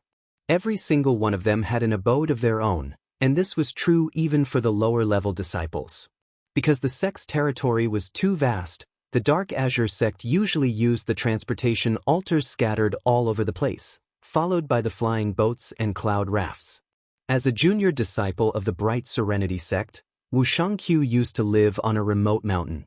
Now that he had reached the mystic light realm, he could fly around freely. Originally, he could have exchanged for a flying mountain in the sky as his cave, but he thought that he would definitely be punished. Even if he could keep his life, he most likely wouldn't be able to cultivate for the rest of his life. However, in order not to worry his family, he did not reveal any abnormalities on the surface. He even comforted Lu Qiuhua, telling her not to worry about him. Wu Shangqiu was afraid that he wouldn't have many opportunities to accompany his family in the future, so he purposely took a big detour along the way so that his wife and children could enjoy the scenery around them. Along the way, Nen hugged her mother's neck and timidly looked around. Zhong'er, on the other hand, had brought a few high stools out of nowhere. She stacked them up and stood on them. Leaning on the side of the azure glaze boat, she boldly stuck her head out and looked at the novel sceneries outside. The mountains and palaces floating in the sky, as well as the cranes and birds flying in the sky, all of them attracted him. Every time he saw a flock of them, he would clap his hands and let out a cheer. Lu Qiuhua was also dazzled by what she saw. After listening to Wu Shangqiu's explanation, she knew that what she saw in front of her was just a drop in the ocean of the sect. Thus, she was different from the two children. At this moment, other than anticipation, her heart was filled with deep reverence. At this moment, faint sounds of laughter came from the sky. Zhong'er curiously looked over and saw a few children around his age riding on parrots with beautiful feathers. Sometimes, they swooped down and flew in the sky, and sometimes, they flew around in circles. They were chasing and playing in the gaps between the waterfalls. He couldn't help but reveal an envious and yearning expression. Pointing in that direction, he turned around and said, "Father, can Zhong'er have a big bird?" Wu Shangqiu patted his head and smiled. "Since Zhong'er wants it, Father will get one for you when we get back." He could see that those children should be the disciples of the Blue Feather Pavilion's Han clan. He couldn't get such a good mount, but before he went to the Wei Ming world, he had received a reward, so it wasn't difficult to get an ordinary spirit bird. Zhong'er couldn't help but cheer loudly, and the little white fox on his head also cried out a few times. At this moment, a long-bearded Taoist rode on the wind and passed by on the clouds. Seeing this flying ship, he couldn't help but reveal a surprised expression. He saw Zhong'er cheering there, and after thinking for a moment, he flicked his sleeve, and a spiritual light flew over. The little white fox shook its ears, and with a leap, it caught the spiritual light in its mouth and placed it beside Wu Shangqiu's feet. Wu Shangqiu picked it up and saw that it was a sleeve bag, but the carp pattern on it was suitable for children to wear. The mana on it was still there, and it was obviously changed just now. He hurriedly bowed and said, "Elder, what is the meaning of this?" The Taoist smiled and said, "Send my regards to Yuan Shangzhen." With that said, he flicked his sleeve and left. Wu Shangqiu knew that he was misunderstood, so he could only bow from afar. "Thank you for the treasure, Elder. If I see Yuan Shangzhen, I will definitely pass your message." Lu Qiuhua said, "Husband, just now, you forgot to ask for this Taoist's name." Wu Shangqiu said, "It's fine. If I see Yuan Shangzhen again, I just need to mention this matter, and he will know who he is." Lu Qiuhua was slightly surprised, and she said, "According to what you said, this Yuan Shangjin really has the ability to know the future?" Wu Shangqiu shook his head and said, "It's not that simple. My cultivation level isn't high, so I don't know the reason behind it. Later, I can find a Taoist book for Madam to take a look, and Madam should be able to understand." Half a day later, Wu Shangqiu returned to his immortal's cave. Although he was only an aura-refining cultivator in the past, he still had servants and maids by his side. Some were assigned to him by the sect, and some were brought from his home before he went up the mountain. When these people saw that their master had returned, they were extremely happy. Lu Qiuhua naturally took over the responsibility of being the mistress of the house. After meeting them one by one, she made arrangements for them one by one. At this time, when his fellow disciples heard that Wu Shangqiu had returned, they kept coming over to greet him. When they learned that he had married and had children in another realm, they all gave him congratulatory gifts. By the time they finished greeting him, it was already late at night. However, after seeing everyone off, another visitor came to the residence. This person wore a Xiaoyao scarf on his head, a loose Taoist robe, and held a feather fan in his hand. He looked carefree and unrestrained. When Wu Shangqiu saw the visitor, he said in surprise, "Brother Yu, why are you here?" Yu Shenlu pointed at him with his feather fan and said with a smile, "Brother Wu, with our friendship, since you've returned, how can I not come?" Wu Shangqiu quickly invited him in and called Lu Qiuhua and his son and daughter out to greet him. Yu Shenlu said with a smile, "Brother Wu, your son and daughter look very beautiful. Why don't you come and be my disciple?" Wu Shangqiu said happily, "I can't ask for more. Come, quickly kneel and worship me as your master." He knew that Yu Shenlu's cultivation was not high, but he was actually a third-generation disciple. His status and background were far above ordinary disciples. He did not ask for his children to be able to live forever and transcend, that was too far away. As long as they could have the protection of the sect, it would be good enough for them to live a stable life. Yu Shenlu was just joking, but when he saw that Wu Shangqiu was really going to worship him, he became serious and said, "Wait a minute." He held Zhong with his feather fan and said seriously, "Brother Wu thinks highly of me, I accept it. But with my cultivation, it would be a mistake to teach disciples. But since we're talking about this, I can recommend a good master for your son."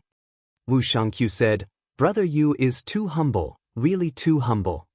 He knew that Yu Shenlu's cultivation was slow because he was a winged human, and his lifespan was extremely long. Therefore, his cultivation path was longer than ordinary people, but it was not a problem of talent. Yu Shenlu laughed and said, "I know very well how much weight I have. Brother Wu, you don't have to flatter me." He waved the feather fan in his hand. "You and I are close friends, so I'll give your children a blessing." He moved a little closer and said, "Do you know that not long ago, 2 disciples under the patriarch regained their memories and have returned to the sect?" Wu Shangqiu's heart moved, and he said, "Are you talking about the 2 elders Wang? This news has been widely spread some time ago, so I naturally know about it." Yu Shenlu said, "Just now, the 2 uncle masters have returned to the sect. Their cultivation has not recovered, and there are no capable people under them. Your 2 children's experience is extraordinary, so I can find a way to send them to the 2 uncle masters' side." Wu Shangqiu was pleasantly surprised and could not help but say, "Brother Yu, is there really a chance? If they could be apprenticed to the 2 of them, then his children would be the righteous grand disciples of the patriarch, and their seniority would be much higher than his." Yu Shenlu smiled and said, "Don't worry, if I ask my master to mediate, this matter is in the bag. At the very least, it will be a registered disciple." Wu Shangqiu hurriedly said, "How would I dare to ask for more? Even a registered disciple is good enough." There were only 9 disciples under the Grand Supreme. Even if one could become a registered disciple under one of these 9, it would be a great fortune. Yu Shenlu was a man of action. He laughed, got up, and said, "Now, I don't know how many people are trying to be apprenticed to my 2 uncle masters. I need to go and arrange this matter as soon as possible. When I come back, Brother Wu, please invite me to drink this cup of wine." As he said this, he cupped his hands and left. On the other side, after Yuan Zhangqing returned, he first went to Lu Yenyi's residence to explain what had happened, and then he said goodbye to her and went to Xinyuan Heaven. When he arrived at the Taoist palace, he made a brief report and was summoned to the main hall to see Zhang Yan. He went up to greet him and repeated the situation. Zhang Yan smiled and said, "Although the ghost that disciples saw this time was not the original, but since I have seen one, then I can find another place to leave a trace, and it will have nowhere to hide." He could already deduce that the existence that Yuan Zhangqing met had divided its power into different boundaries, so that it existed in every boundary that was worshipped, but it was also not there. As long as he did not find all the boundaries that were worshipped, he would not be able to find it. But as a mighty expert of the spirit refinement realm, he had extraordinary means. As long as he found another place where it was worshipped, even if it was covered by the Weili, he could still deduce its location. Yuan Zhangqing thought for a moment and said, "When I came out, eldest senior sister said that there is still an unknown boundary, and there has been no news from her so far. Master, disciple is thinking about it. Could there be a clue in that place?" Zhang Yan smiled and said, "This gate has not been destroyed. We will be able to see the results in half a year's time."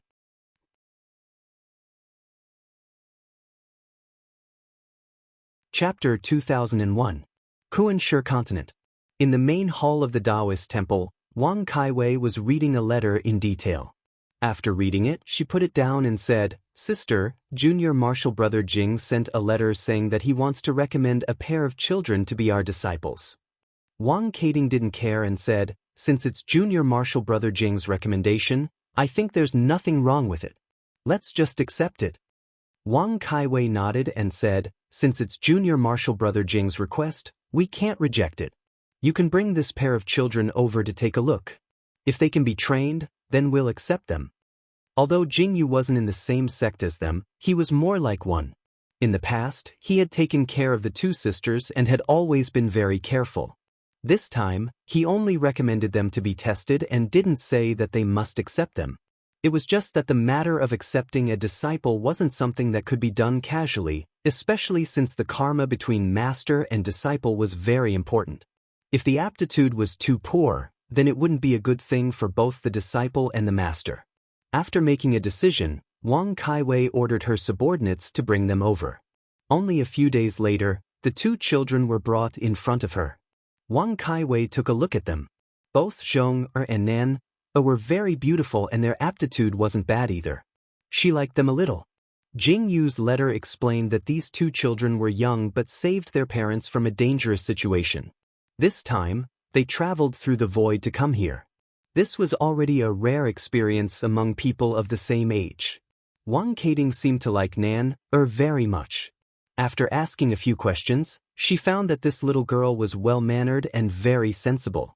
Although she herself had an erratic temperament, she liked this kind of disciple. She said, "Sister, that Nan seems to be quite suitable for me. Why don't you let me be your disciple?" Wang Kaiwei smiled and said, "Since you like him, then so be it."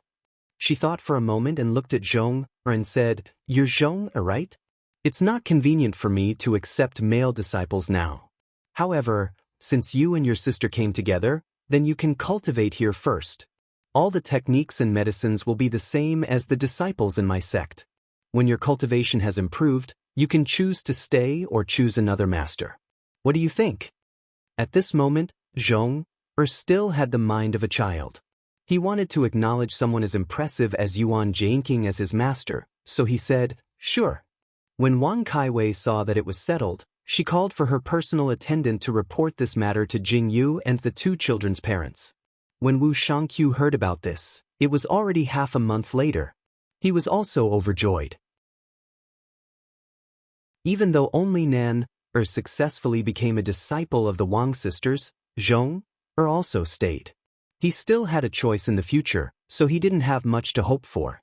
On the second day after he received the news, a disciple came to his place and told him that Elder Quan had summoned him for an inquiry. After Wu Shangqiu comforted Lu Qiuhua, he came to the cave dwelling anxiously.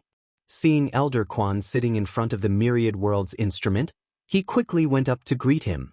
Elder Quan said in a deep voice, Wu Shangqiu, I have already heard about what happened to you from Shangzhen. You were bewitched. Logically speaking, this is not your fault. However, you were delayed for a few days. If you didn't have any ulterior motives from the start, this mistake wouldn't have happened. Wu Shangqiu lowered his head and said, Yes, I have indeed made a huge mistake. I will let the sect punish me, and I won't dare to have any complaints. Elder Quan took a look at him and nodded slowly. Fortunately, you came to your senses in the end, so your merits and demerits offset each other. I won't hold you accountable this time. Go back and cultivate well. Wu Shangqiu was stunned at first, then he was overjoyed. He bowed and said, Thank you for your forgiveness, Elder. He exited from the cave dwelling. He had been worrying about this matter for the past few days. Now that he was free, he felt relaxed. He looked at the vast sky outside and immediately left with a flash of mysterious light. At this moment, Elder Quan was still looking at the myriad worlds instrument in the cave dwelling. He thought to himself, after Wu Shangqiu's return, there is still one last world that hasn't appeared.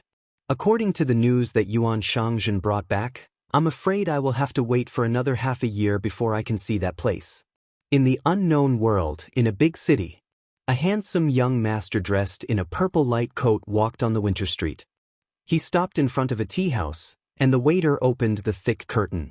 Instantly, a gush of warm air gushed out. Young Master Jean is here. Please take a seat in the private room upstairs. Young Master Jean nodded and walked up the vermilion stairs to the private room facing the window on the 3rd floor. He took off his fur coat and sat down. After a while, the waiter sent a cup of tea and a few plates of dried fruits to the table.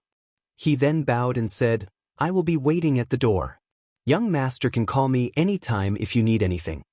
Young Master Jean casually threw a string of copper coins to the waiter.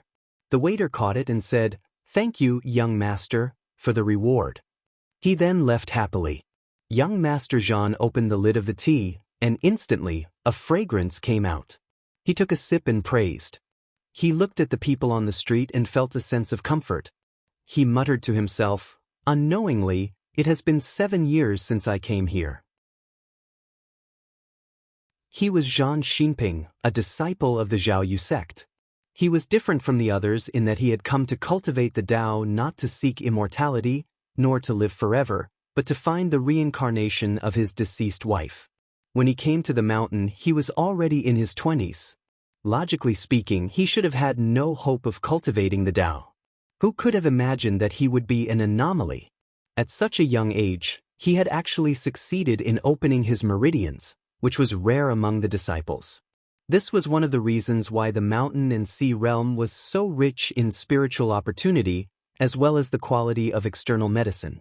In the original 9 continents, such a thing would have been impossible unless one turned to the Tao of strength. Of course, one's achievements would not have been very high.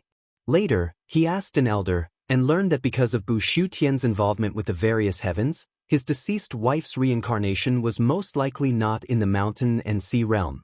Unless the mortal slew was willing to perform divination, it would be impossible to find her.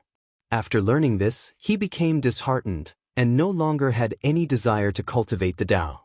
When he heard that the unknown world was empty, he didn't think of performing any meritorious deeds. Instead, he came with the intention of hiding from the world. He had never imagined that this world would be to his liking. The spiritual opportunity was neither too high nor too low, and there weren't any almighty beings who could fly through the heavens or tunnel through the earth. Therefore, he used the methods of Taoist cultivators to amass quite a bit of wealth. He bought a courtyard house in Dei, and then bought some land outside of the city to collect rent. He spent his days leisurely, reading books, drinking wine, and chatting with some of the children of the official clans he had befriended. He listened to music and listened to music. It was a very comfortable life. If it were possible, he would have preferred to live like this. However, he knew that the sect would eventually send someone to take him over. When that time came, he would have so many fellow disciples who were above him, and his days would not be so easy. One day he was pushed by some unknown force, and through the realm escaped Pearl into the river, allowing it to float away with the current. Shaking his head, he pulled himself out of his reverie and looked down. What he saw next caused him to stare in shock. He saw a heroic-looking woman with a sword on her waist riding a horse. If it was any other woman, he wouldn't have paid attention to her. However, this woman looked very similar to his late wife. He couldn't help but stand up, and his eyes followed the silhouette.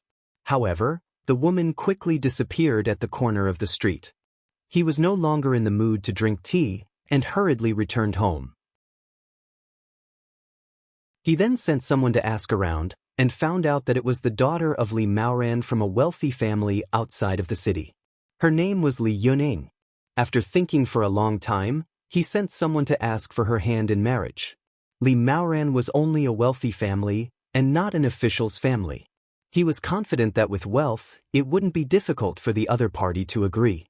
However, he didn't expect that after a few days, Li Maoran would personally visit him and apologetically told him that the marriage wouldn't be possible. Zhang Xinping asked for the reason, and found out that Li Maoran's daughter was chosen by a celestial when she was 7 years old, and was brought up the mountain to be taught celestial techniques. This time, she came back to visit her parents, and on the day Zhang Xinping saw her, she had already returned to the mountain.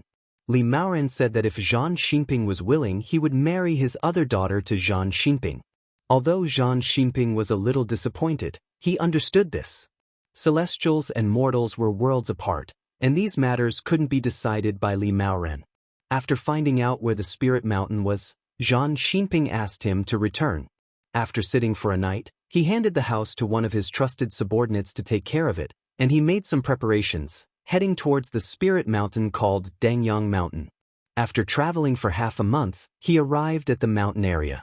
He found that there was a forest surrounding the mountain, and there was a hidden battle array. If it was a normal person, it would be difficult to enter, but he was a cultivator, so naturally, it couldn't stop him. It didn't take long for him to find the mountain. He also saw a man in hemp who was drawing water. When the man saw him, he was a little surprised and asked, "Young master, where are you from?"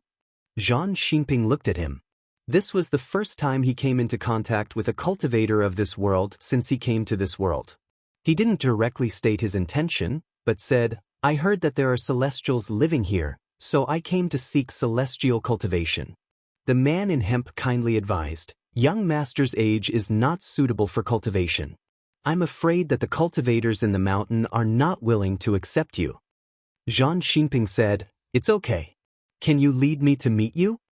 Seeing that he didn't give up, the man in hemp thought about it and gave him a wooden talisman, saying, "Young master, you can go up the mountain with this." Zhang Xinping took it and thanked the man. After that, he went up the mountain without being stopped, and successfully met with an elder in charge. The elder also said that he was too old, and it was difficult for him to cultivate. This wasn't a problem for him, so he immediately gave a bottle of medicinal pills that he brought from the mountain gate. After seeing the medicinal pills, the elder was moved. After thinking about it, he recognized him as a relative and accepted him as a disciple of Dangyang sect. Zhang Xinping stayed there. Later, he found that the people in the sect were very friendly, and there was no competition between them, which was to his liking. If he were in the mountain and sea realm, because the junior disciples were responsible for driving out the outsiders, there would often be elders and fellow disciples to hone their skills and learn from each other. There would also be supervisors who would check on his homework every day. There would be a test every 3 days, and a review every 5 days. It was like someone was whipping him from behind, and he had no choice but to move forward. But here, things were much better. No one asked him how he was doing, and he spent his days traveling and enjoying the scenery. 2 months later, he met Li Yuning. The more he looked at her, the more he felt that she was the reincarnation of his late wife. After a few interactions, he realized that she was completely focused on the Tao and had no worldly desires. Therefore, he tried to teach her some of the basic breathing techniques he had learned. Li Yuning was very happy and would often come to ask him questions about cultivation. After a while, the two of them became familiar with each other. Zhang Xinping was very patient and didn't make any rash requests. 3 years after he arrived, the mortal world was embroiled in chaos. He took the initiative and found a way to bring Li Yuning's family to the mountain. Li Yuning was moved by him, and they became Taoist partners. However, the unrest at the foot of the mountain grew more and more intense, and word spread that a new sect had sprung up in the mortal world, worshipping a ghost god known as the Heavenly Sage. Zhang Xinping had the feeling that this sect had something to do with the mission assigned to him by the sect. However, he didn't think that it had anything to do with him. He had even thrown away the escape pearl. Furthermore, no matter how chaotic the mortal world became, it wouldn't cause any trouble for this immortal mountain. All he needed to do was live his life as an immortal. However, there were some things that, when they happened, would always come to a halt. 3 years later, hundreds of ghost god boats appeared outside of Dangyang Mountain, riding on dark clouds.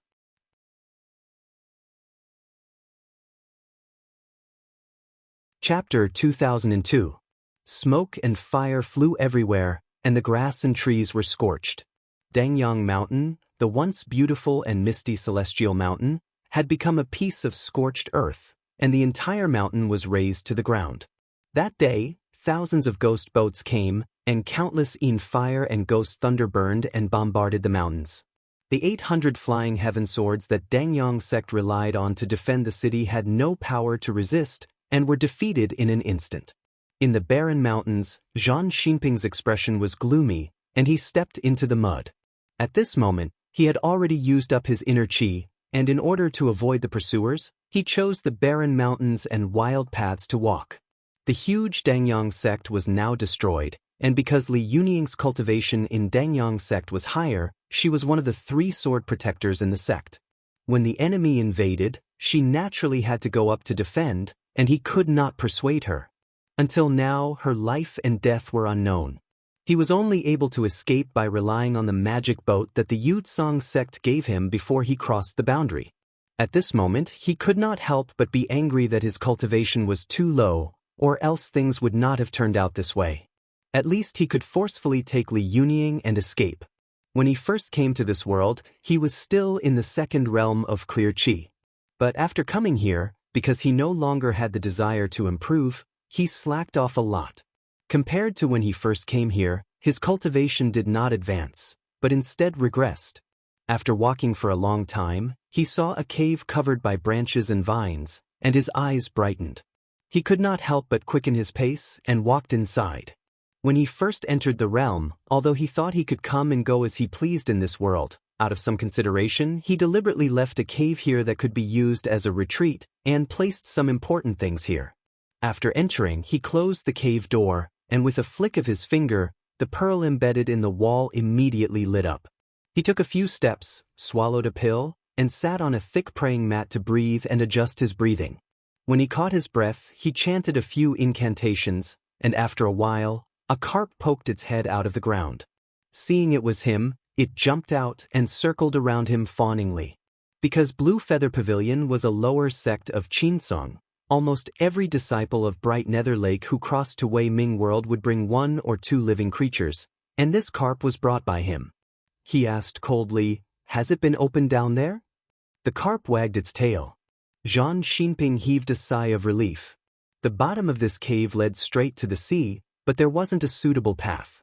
Now that it was clear, even if the people of Heavenly Saint Cult chased after him, it wasn't like he had nowhere to run to. After meditating for a whole night, he got up and took down a bird egg from the gold and bronze shelf. He channeled his inner qi into it. Not long after, the eggshell cracked, and a fledgling came out, letting out a tender cry. He took out a few secret pills and fed it. In just a few hours, it had grown into an unremarkable bird. This bird's name was Han Ting, and it was also something he had brought with him from his sect. This bird could be used as a substitute for a cultivator in gathering information. In the past, he had never used it, but now he had no choice but to bring it out. After releasing the bird, he waited carefully in the cave. About half a month later, with the sound of flapping wings, the bird turned back. Zhang Xinping extracted a drop of blood from its body and swallowed it. During this period of time, everything that the bird had seen and heard appeared in its mind. After a long while, he opened his eyes, and his spirits lifted slightly. It turned out that it wasn't just one sect that had suffered this calamity. Many sects had been destroyed, and among the people who had attacked Dangyang sect, there were many who originally had outstanding battle prowess. However, for some reason, they were now dead set on following Heavenly Saint cult. Zhang Xinping thought about it. Looking at it this way, it was very likely that Li Yunying had also been captured, and she might not necessarily die in battle. However, it was almost impossible for him to save her with his martial arts. Regardless of whether it was those flying ships or the Yin fire and ghost lightning, they didn't seem like something that the natives of this world could create. He suspected that Heavenly Saint cult had very likely come from beyond the heavens. With my own strength, there's no way I can contend against Heavenly Saint cult, unless I have the help of my sect. Thinking about this, he couldn't help but hesitate. He had intentionally thrown away the escape realm pearl, which was a betrayal of his sect's trust. If the people of his sect came, he would definitely not have a good ending. However, he had a feeling that the influence of Heavenly Saint cult would definitely grow stronger and stronger. At that time, he would probably only be able to hide in this kind of cave and struggle at death's door, not daring to show his face. If he was not careful, he might lose his life. He thought to himself, I should find the escape realm pearl first. Whether I use it or not, I'll think about it later. After thinking for a long time, he leaped into the cave that the carp had opened up. After a night, he popped his head out beside a large river. This was the largest river on this continent, and it was also where he had thrown the escape realm pearl back then. However, it was extremely difficult to find this item here. After all, no one knew where it had ended up after so many years. However, he had no good ideas now. He could only search while avoiding the pursuit of Heavenly Saint cult. This search went on for 7 years. He went back and forth across the river 3 times, then went through all the tributaries. Finally, he found the ocean, but he still didn't find anything. However, he didn't give up, because this was his only path of retreat. Furthermore, he wasn't just relying on luck. Every time he searched a place, he would place a talisman that he had personally drawn there. As long as something with similar spiritual energy passed by, it would cause the talisman to change. When he examined it again, he would be able to find something. Another 2 years later, when he was inspecting a certain talisman paper, he unexpectedly discovered that a talisman had curled up. He immediately became excited, and after inspecting all the nearby talisman papers, he discovered that the item was heading upstream. It was heading towards a branch altar of the Heavenly Saint cult. Although he had some misgivings in his heart, he couldn't care less. He simply followed behind the talisman. Mountain and Sea Realm, Pinyuan Sect, Dawn Awakening Hall. Jiang Zheng awoke from his meditation. He opened his eyes and looked around the hall. Nothing had changed since he had been in secluded meditation. He looked at the wall on the right, and there were paintings hanging there. The first painting was Dan Huizhen's side profile. In the painting, she was dressed in a palace robe. She held a jade bead high in one hand, and her head was slightly raised. She stepped on a cloud and her belt fluttered. Her posture was graceful and beautiful. He remembered that this was what he had done for her after they became Tao companions. However, in the blink of an eye, she had reincarnated for dozens of lifetimes. He shifted his gaze and looked towards the left wall of the palace. There was a huge painting that was 3 feet in length there, and it occupied the entire palace wall. It depicted the mountains, rivers, and land of the 9 continents. It included the geographical features of the entire 9 continents. He still remembered how his heart was filled with emotions when he first drew the painting back then, and it gushed out from his heart. He shifted his gaze again and looked at the other paintings. If it wasn't the portraits of his trusted disciples, then it was the beautiful scenery of the 9 continents that he had drawn himself. Looking at these, his past experiences couldn't help but appear in front of his eyes. He had cultivated for 3,000 years and had left behind too many traces. Some only existed in his memories, but some were left behind like this. After sitting quietly for a while, he called out. After a while, the palace door slowly opened, and a disciple came in. He bowed and said, "Perfected one?" Jiang Zheng asked, "I have been in secluded meditation for a long time. How is the sect now?" The disciple saw that there was nothing unusual about Jiang Zheng. Obviously, he didn't succeed in breaking through this time. his heart sank slightly, but he immediately calmed down and said, "Perfected One, everything is fine in the sect." Jiang Zheng nodded and said, "That's good. Go and invite all the elders in the sect." The disciple originally wanted to say something, but seeing that Jiang Zheng didn't seem to want to say more, he didn't mention it anymore. He lowered his head and said yes, bowed, and left. Not long after, a few elders entered the hall with solemn expressions. An hour later, they came out one after another, but no one said why Jiang Zheng called them this time. The news quickly spread. In just a day, almost everyone in the sect knew about this matter. For a moment, everyone was in a panic, and all kinds of opinions appeared. Perfected One Jiang has been in seclusion for a long time, but he didn't succeed this time. His lifespan has long been up. This time, he called all the elders over. I'm afraid it's to explain the matters after his death.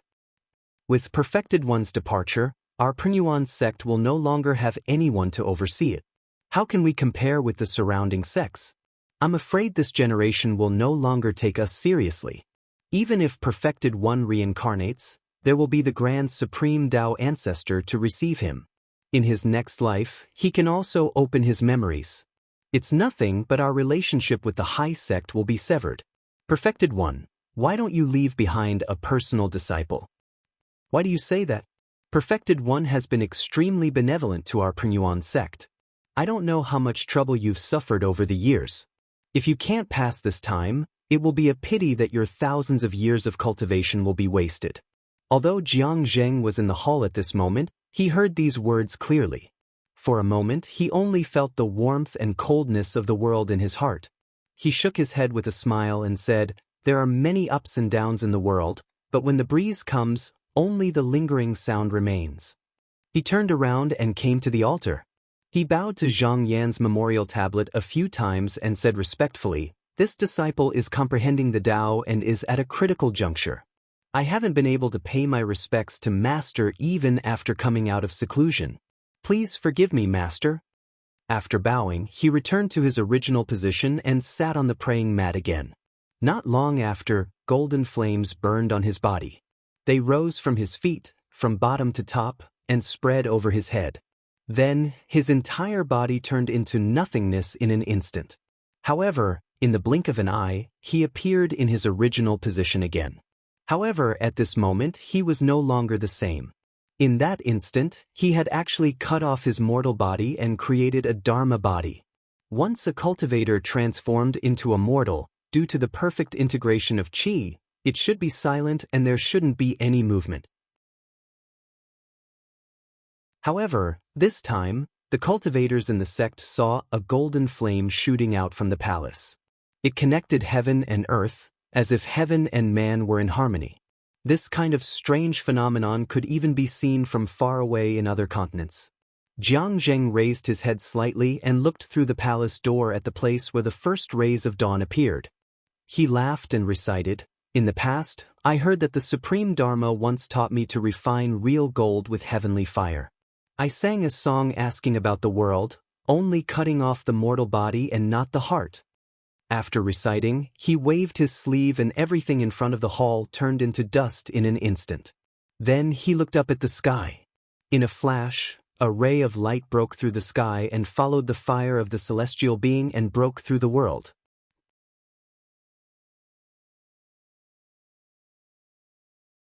Chapter 2003. Zhan Xinping followed the direction indicated by the talisman paper and chased after it. In the end, he found a large, half-dead fish on a shoal. His heart moved, and with a slash of his finger, he cut open the large fish. Then, disregarding the fresh blood, he fished out an item the size of a chicken. He then took out a handkerchief and carefully wiped it a few times. Once the blood was gone, a jade-like luster was revealed. When the light shone on it, it was the escape realm pearl he was looking for. He laughed loudly. After almost 10 years of hard work, he had finally found this item. However, he didn't use it immediately. Instead, he cleaned it up and carefully put it in his sleeve. It had to be known that if the people from the sect came, even if his life wasn't taken, he would definitely be severely punished. Thus, unless he had no other choice, he didn't want to use it. If he could rely on his own power to find Li Yuning, He wouldn't need to use this item. At the moment, this item was just something he could rely on.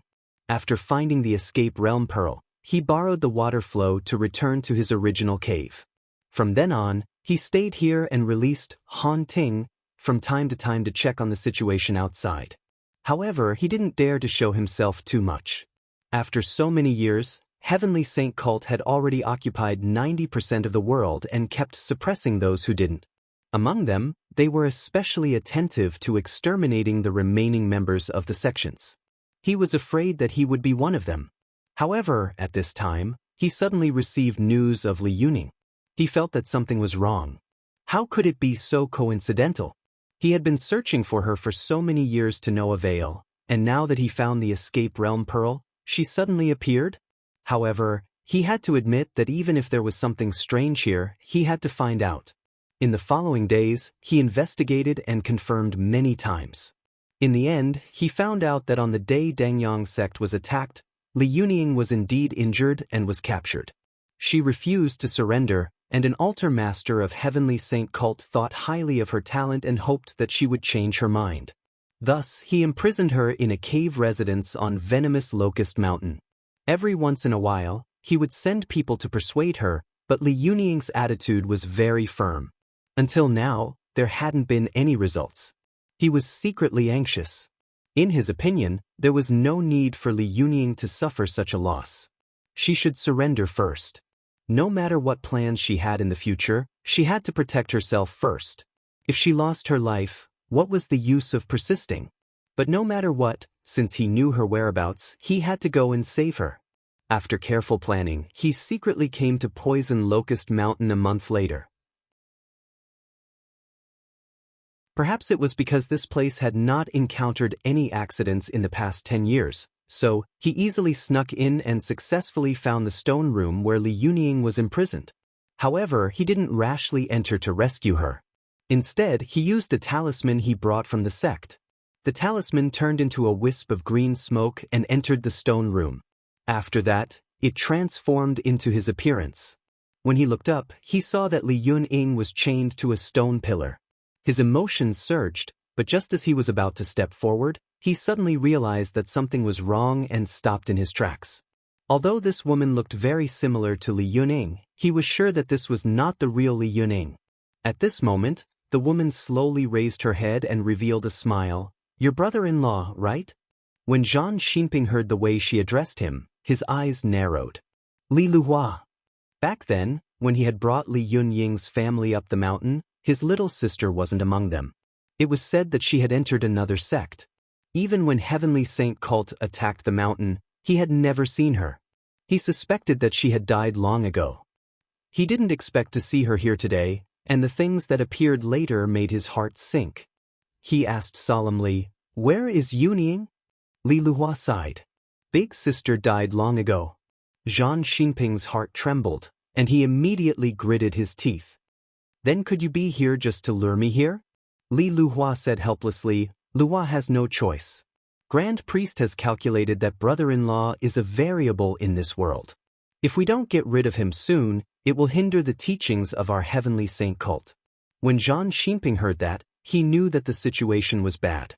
He let the incarnation stay inside while he immediately escaped. Li Luhua seemed to know that he was no longer there and sighed.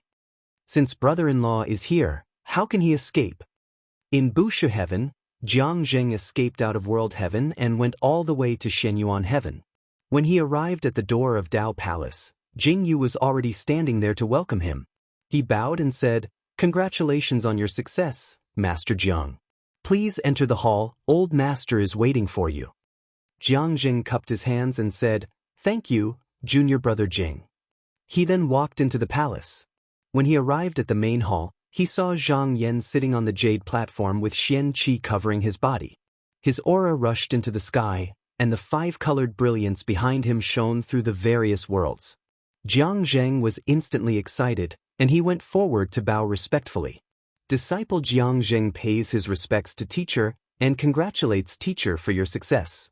Zhang Yan laughed heartily and said, "Disciple, there's no need to be so courteous. Come to master's seat." Jiang Zheng said yes, got up, and stood in front of the seat. Zhang Yan looked at him for a moment, then nodded and said, "You didn't disappoint, master." "Very good."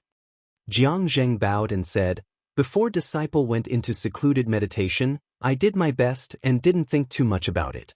Fortunately, I didn't disappoint, master." Zhang Yan smiled and said, "Doing your best is doing your best. Many people cultivate the Tao, but that word is missing. If we compare the results of others, their Tao heart is only 30 or 40%. Your Tao heart is 70%. Jiang Zheng said, "If it wasn't for master's technique, and if the mountain and sea realm didn't have many opportunities, disciple might not be where I am today." Zhang Yan waved his hand and said, "Perhaps you feel that your talent is inferior to that of your fellow disciples, but success is success. There's no need to think about the original. Even if you want to ask about the great Tao, you should ask about the future, not the past." Jiang Zheng seemed to understand and bowed. "Many thanks for master's teachings." Zhang Yan asked a few more questions, then said, "You came out of seclusion at the right time. Master has a matter that I want you to take care of." Jiang Zheng hurriedly said, "Please give me your instructions, master." Zhang Yan told him about the matter in the unknown world, then said, "This matter will happen half a year from now. Before that, you can sit and watch in Shenyuan heaven, or you can go to other places to cultivate. If you encounter any difficulties in your cultivation, you can come to me at any time to ask for advice." Jiang Zheng had always been cautious. After thinking for a while, he asked, "Master, according to what junior brother Yuan sensed, there might be some powerful people lurking behind, or some kind of plot. Given disciples' cultivation, I'm afraid it will be difficult to deal with them. I'm not afraid to go, but I'm afraid I'll ruin master's plan." Zhang Yan smiled and said, "Don't worry, there's a fellow Taoist who will go with you." As they spoke, the vague image of a half-snake and half-turtle flashed in the hall. Then, a wisp of water rose and entered Jiang Zheng's sleeve. He said, "If anything happens, this fellow Taoist will come to help." Jiang Zheng recognized that it was the black tortoise, a divine beast, and immediately felt relieved. He bowed and said, "Disciple understands." Zhang Yan gave him a few more instructions and then dismissed him. After Jiang Zheng came out, he returned to the mountain and sea realm. First, he went to the clear nether heavenly lake to pay a visit to eldest sister Lu Yenny. After coming out, he went to Weizi Hongyao's In mountain and stayed there for a few days before coming to the Kunshi continent. He knew that the Wang sisters had already reincarnated. This time, he had come out of seclusion, so it was reasonable for him to pay a visit. After determining the direction with a thought, he arrived outside a vast Tao academy. The gatekeeper saw him appear silently outside the door and guessed that he must be an upper realm cultivator. He immediately stepped forward and said respectfully, "May I know where you come from?" Jiang Zheng said politely, "Please inform the two senior sisters that Jiang Zheng has come to pay a visit." The gatekeeper immediately ordered someone to report. At this moment, the Wang sisters were in the hall looking at Taoist books. When they heard that Jiang Zheng had come, Wang Kaiwei said happily, "So it's fifth junior brother. Sister, come with me to welcome him." When the two sisters arrived at the door, they saw a young cultivator standing there. When he saw them coming out, he clasped his hands and said, "Greetings, senior sisters." The two sisters returned the greeting. Wang Kaiwei saw that Jiang Zheng's body was covered in clear light. He had indeed succeeded in his Taoist cultivation. She was happy for him and said, "Fifth junior brother, I heard a few days ago that you had broken through. I must congratulate you." Jiang Zheng bowed and said, "Thank you, senior sisters." After exchanging greetings in front of the door, the two sisters invited Jiang Zheng into the hall and told the servants to prepare a banquet to welcome him. Wang Kaiwei called another servant and said, "Go tell junior brother Tsun that junior brother Jiang is in my monastery. Invite him over for a chat." The servant immediately left to carry out the order. The three of them sat down in the hall and talked about the things that had happened after they parted. They recalled the old matters of cultivating in the 9 continents and were filled with emotions. Wang Kaiwei said, "Fifth junior brother, are you planning to cultivate in front of teacher or are you returning to Pingyuan sect?" Jiang Zheng said, "I'm planning to set up a cave abode in the Kunshe continent." This time, he would not return to Pingyuan sect. He had been in Pingyuan sect for 3,000 years and protected the sect for 3,000 years. It could be said that he had done his best. Before he severed his mortal body, he had left behind all his experiences in cultivating the mortal shedding. It could be considered that he had officially severed this karma. Although the elders of Pingyuan sect were reluctant, they knew that the fate between the two parties had come to an end. As a disciple of Qinsong, it was impossible for Jiang Zheng to stay here forever. He would eventually have to return to his sect. However, although the fate had come to an end, the friendship between them still existed. After all, many people in Pingyuan sect could be considered his juniors. This door was not closed. Before he left, the heavenly fire that could pierce through the heavens and the earth expressed its intention to take care of the various continents. He believed that even if the Pingyuan sect encountered any trouble in the future, others would give him some face. Wang Kaiwei turned around and said, "Opening up a cave abode is not a small matter. Junior brother, do you have any disciples following you?" Jiang Jing shook his head. Although he had taught many disciples, they were all considered disciples of Pingyuan sect. The one they worshipped was Patriarch Jingcong, not Zhang Yan or Patriarch Great Underworld. As for himself, he did not have a personal disciple. Wang Kaiwei said, "How about I recommend someone to junior brother?" Jiang Zheng smiled and said, "The recommendation of the two senior sisters will definitely be good." Wang Kaiwei took care of him and ordered someone to bring Zhong over. She told him about her past experiences. When Jiang Zheng heard that, he nodded. He did not have any disciples, so it was suitable for him to take in such a child. At the very least, he could pass the test of temperament. He asked, "What's your name?" Zhong said, "My name is Wu Qianzhong." Jiang Zheng said warmly, "Are you willing to acknowledge me as your master?" Zhong had been in the Tao Academy for so many days. He was no longer as ignorant as when he first arrived. Just by listening to the conversation in the hall, he knew that Jiang Zheng, Yuan Shangzhen, and the Wang sisters were all disciples of the Tao ancestor. He was still young and did not understand what the Tao ancestor represented. He only knew that his sister had become a disciple of the Wang sisters. As her brother, he could not be inferior to them. He immediately knelt down and kowtowed to Jiang Zheng. "Greetings, teacher."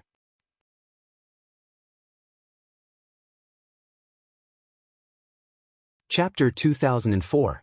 Jiang Jing stayed at the Wang sisters' place for a few days and met with Sun Shao during that time. Then he bade farewell with Zhong and prepared to find a suitable place to build a cave abode on the continent. Because he wasn't in a hurry and Zhong didn't have the ability to fly now, he simply took out a cloud raft to carry him. Zhong stood at the head of the raft and held the little white fox on his head. He looked around with his eyes wide open. Although it wasn't his first time flying, the wilderness of Kunshe continent that was different from the countries of human path still gave him a sense of novelty. Suddenly, a shadow swept past above his head. He couldn't help but be startled and turned his head to look. His eyes caught a fiery crown and emerald feathers that looked like a snake and a bird, but it quickly disappeared into the clouds. He asked curiously, "Master, what is that? It's so big." Jiang Zheng said, "That should be a dragon sparrow bird. Normally, it's no more than 10 zhang long. If it's a dragon sparrow king, it's 100 zhang long. Only then can it be considered big. These birds may look gorgeous, but they are stupid and have low intelligence. Of course, if it really had intelligence, then it wouldn't dare to fly above his head." However, he wouldn't argue with a bird. Zhong asked with yearning, "Master, when can Zhong fly like a bird?" Jiang Zheng smiled and said, "After you open your meridians, Master will give you an artifact and you will be able to fly." Zhong said, "Zhong knows. Zhong is already practicing breathing, but the two martial uncles said that I need 3 to 5 years to open my meridians. It's really too long." Jiang Zheng said, "Your two martial uncles are right, but 3 to 5 years is still too short. You can't be impatient. You need to know that this is a foundation that must be firm. Like the wings of a bird, only when they are strong can they spread their wings and soar into the sky." Zhong said loudly, "Yes, Master." or will remember. He carried the little white fox on his head and nodded together. Jiang Jing smiled. At this moment, he turned his gaze and suddenly noticed that there was a place in the distance that was slightly different. He looked in that direction and discovered that it was an earthen city that was adjacent to a lake. The living beings that lived in it were actually people of human path. He said in surprise, "There's actually a human path tribe here?" According to what he knew, most of the people of the human path were gathered in Zhaoyuan, and the only one outside was the state of Fu. He did not expect there to be another one here.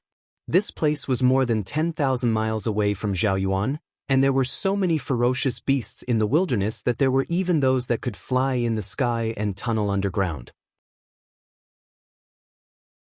It was almost impossible for the two sides to communicate, so how did these people get here? He thought for a moment, then urged the cloud raft to move closer to that place. As soon as he arrived above the city, he saw a woman with shapely eyebrows and red lips, dressed in light makeup, appearing out of thin air at the head of the raft. She bowed to him and said, "This little girl greets Xiangjin." Jiang Zheng looked at him and asked politely, "Is Her Highness a god of this place?" The woman said, "Yes, I am loved and respected by the people here. They call me Lady Lu Changjun." Jiang Zheng asked, "Where did these people of the human path come from, and why are they living here?" Lu Changjun sighed softly, and after a brief explanation, Jiang Zheng finally understood where these people came from. Back then, there was a chaotic war between the states of the human path on Zhaoyuan, and after many states were defeated, their officials were exiled from the human path territory, and one of them slowly migrated here. Logically speaking, the barren land was filled with ferocious beasts, and it was difficult for them to reach here.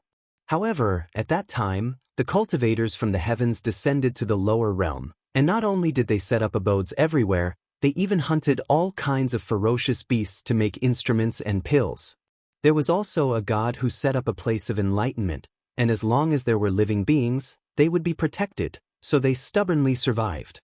However, it was difficult to survive on the barren land, and there were only about 10,000 of them. Jiang Zheng could imagine how difficult it was here, and he sighed, "Her Highness has done a great service." Lu Changjun covered her face with her sleeves, and she seemed to be sobbing, "I am here to protect the people, and I don't know how old I am. Moreover, my position is low, and it is difficult for me to reach the ears of the heavens. The Divine Lord has not summoned me for a long time, and I might have forgotten about it. Now that I have received a compliment from the Divine Lord, I have no regrets." Jiang Zheng said, "Don't worry, when I return, I will definitely explain this to the Yuanzun. You have done a great service for the human path, and you will not be buried here." Lu Changjun bowed to him, and she said, "I thank the Divine Lord, but can you please not report this to the Divine Lord?" Jiang Zheng asked curiously, "Why?" Lu Changjun said softly, "I have been here for a long time, and I am familiar with everything here. In the beginning, there were only a few hundred people here, but now, there are more than 10,000 of them. Everyone here is like my children, and I cannot bear to leave them. Moreover, if the new Divine Lord comes, he might not love them as much as I do." Jiang Zheng was filled with respect, and he nodded, "The Divine Lord is righteous." He thought for a while and he said, "You don't have to worry about this, Divine Lord. There is a way to solve both problems here." After a few more words, he bid farewell to Lu Changjun, and he looked down at the mountains for a while. He landed on a mountain that was not far from the city, and with a thought, a golden fire appeared out of nowhere, and in an instant, a cave was formed. He said, "Zhong, from now on, we will cultivate in that mountain, and we can also protect these people." Zhong was confused. "Master, aren't their sister Changjun to protect them?" Jiang Zheng shook his head. "These people have no one to teach them, and they can only rely on the gods. After all, it is not their own ability. If the gods are not around in the future, or if they have bad intentions, they will not even have the ability to protect themselves." Zhong hummed in agreement, and he raised his little face. Zhong knows. Father said that the gods in heaven have bad tempers. Master must be afraid that they will do something bad. Jiang Zheng could not help but laugh. He rubbed his head and said, "This is not wrong. If those gods work for the benefit of the people, they are indeed worthy of respect. However, if they view the interests of the people and not themselves, then they are in the wrong. In that case, the people do not need to respect them. At that time, the people will only be able to declare their will when they have power in their hands. Our teaching is to give them power. Zhong thought for a while, and he asked, Master, if the people have the power, will they not harm their own people? Jiang Zheng comforted him, You can think of this, it is enough to show that you are smart. If there are only such people in the world, they will, but there are gods here, so both of them have their own scruples, and they will not go too far. However, the world changes, and it is not that simple. You do not need to understand these now. I give them the power, so that they can be independent. As for how to use it, it all depends on the people themselves. After all, we are detached from the world, and we do not need to interfere too much. Zhong seemed to understand, and he nodded his head. Jiang Zheng smiled and no longer said these things. He was different from the others in the sect. When he was young, he had always been traveling in the mortal world, so he had this thought. If it was other cultivators, even if they saw the people in trouble, they would only coldly watch from the sidelines. Those who were a bit better would casually help, but they would not care too much. In their eyes, the lifespan of mortals was only 100 years. In a blink of an eye, these people in front of them would turn into dust, so why would they care too much? After Jiang Zheng opened up the cave residence, he stayed here. In the following days, he cultivated with Zhong and waited. As long as there was news from the instrument of myriad worlds, he would immediately rush over. Unknown world, inside the poisonous Locust Mountain. After Zhan Xingping knew that the other party came for him, he quickly ran outside. In fact, he also understood that the Heavenly God sect spent so much effort to invite him in, so they must have made a thorough arrangement. However, he was still unwilling. If he didn't try, who knew what the result would be? However, he didn't go far before he noticed that something was wrong. The first half of his journey relied on a secret technique, and the second half relied on the tunnel dug by the carps. This was only one direction, but at this moment he felt that he was taking a detour. He sneered and thought, Such a small technique, don't think about stopping me. He chanted a barrier-breaking incantation in his mind and wiped his eyes with his finger. He immediately saw through the illusion and rushed out regardless of whether there was a trap or not. It was not that he was careless, but if he was a bit slower, he might not be able to get out. Just as he was about to reach the outside, a huge net with golden light flashing over his head came crashing down. He angrily shouted as a sword talisman from his sect flew out from his body. It circled around in the air, and after a series of clanging sounds, this large net made of tough metal was cut by him. However, after the sword talisman came back, it dimmed a bit. It was obvious that it was used up a lot. However, as he poured his inner energy into it, it brightened up again. He swallowed another dan in time, and his inner energy increased as he continued to rush out. At this moment, on top of the mountain outside, there were more than 10 people standing there, watching the situation here. These people all wore exquisite and luxurious clothing, but from the nose down, they all wore half a mask.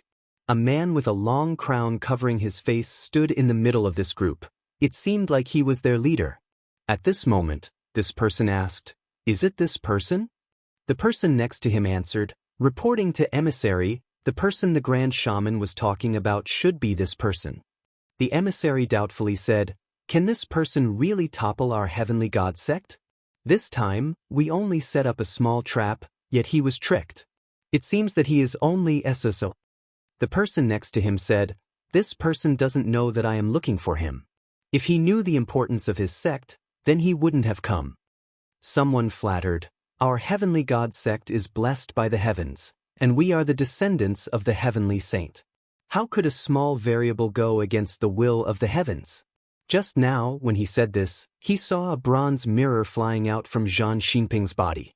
It shone towards the outside, and the traps that were arranged all around, as well as the maze barrier, all melted away like snow melting under the blazing sun. It seemed that he could rush out. Seeing this, everyone's expression changed. The emissary didn't seem to be in a hurry at all. On the contrary, he revealed a very interested expression and said, "This person seems to have some ability, but I have never seen that magic treasure before. Later, capture it and bring it to me to see." Someone couldn't help but say, "Emissary, our arrangements have been ruined. I'm afraid this person is about to escape." The emissary, on the other hand, had an appearance of victory in his grasp and said, "No problem. Since he is here, he can't leave." Zhang Xinping, seeing that there were no more obstacles in front of him, was ecstatic. He took out his flying boat and prepared to take advantage of the chaos to escape. However, he didn't expect that not long after, it seemed to have hit an invisible barrier, and the flying boat was also locked in the air. He was shocked, and when he took a closer look, cold sweat broke out all over his body. Only now did he realize that all the ley lines in the surroundings had been combed through again and faintly fused into one. This was similar to the great mountain barrier formations he had seen in the past. At this point, he knew that he had nowhere else to go, so he looked around and panted a few times. Then, he laughed loudly, and his laughter was filled with sorrow and unwillingness. He then said hatefully, "You all forced me to do this." He raised his sleeve and took out the escape realm pearl, then raised it into the sky. When the people from Heavenly Saint Cult heard his bitter laughter, they all felt the pleasure of teasing their prey, but the moment he took out the escape realm pearl, everyone, including the emissary, had a bad premonition. However, before they could react, they saw that beam of light rushing into the sky from the pearl. The night turned into day, and in just a moment, a wailing that shook the world descended into the world.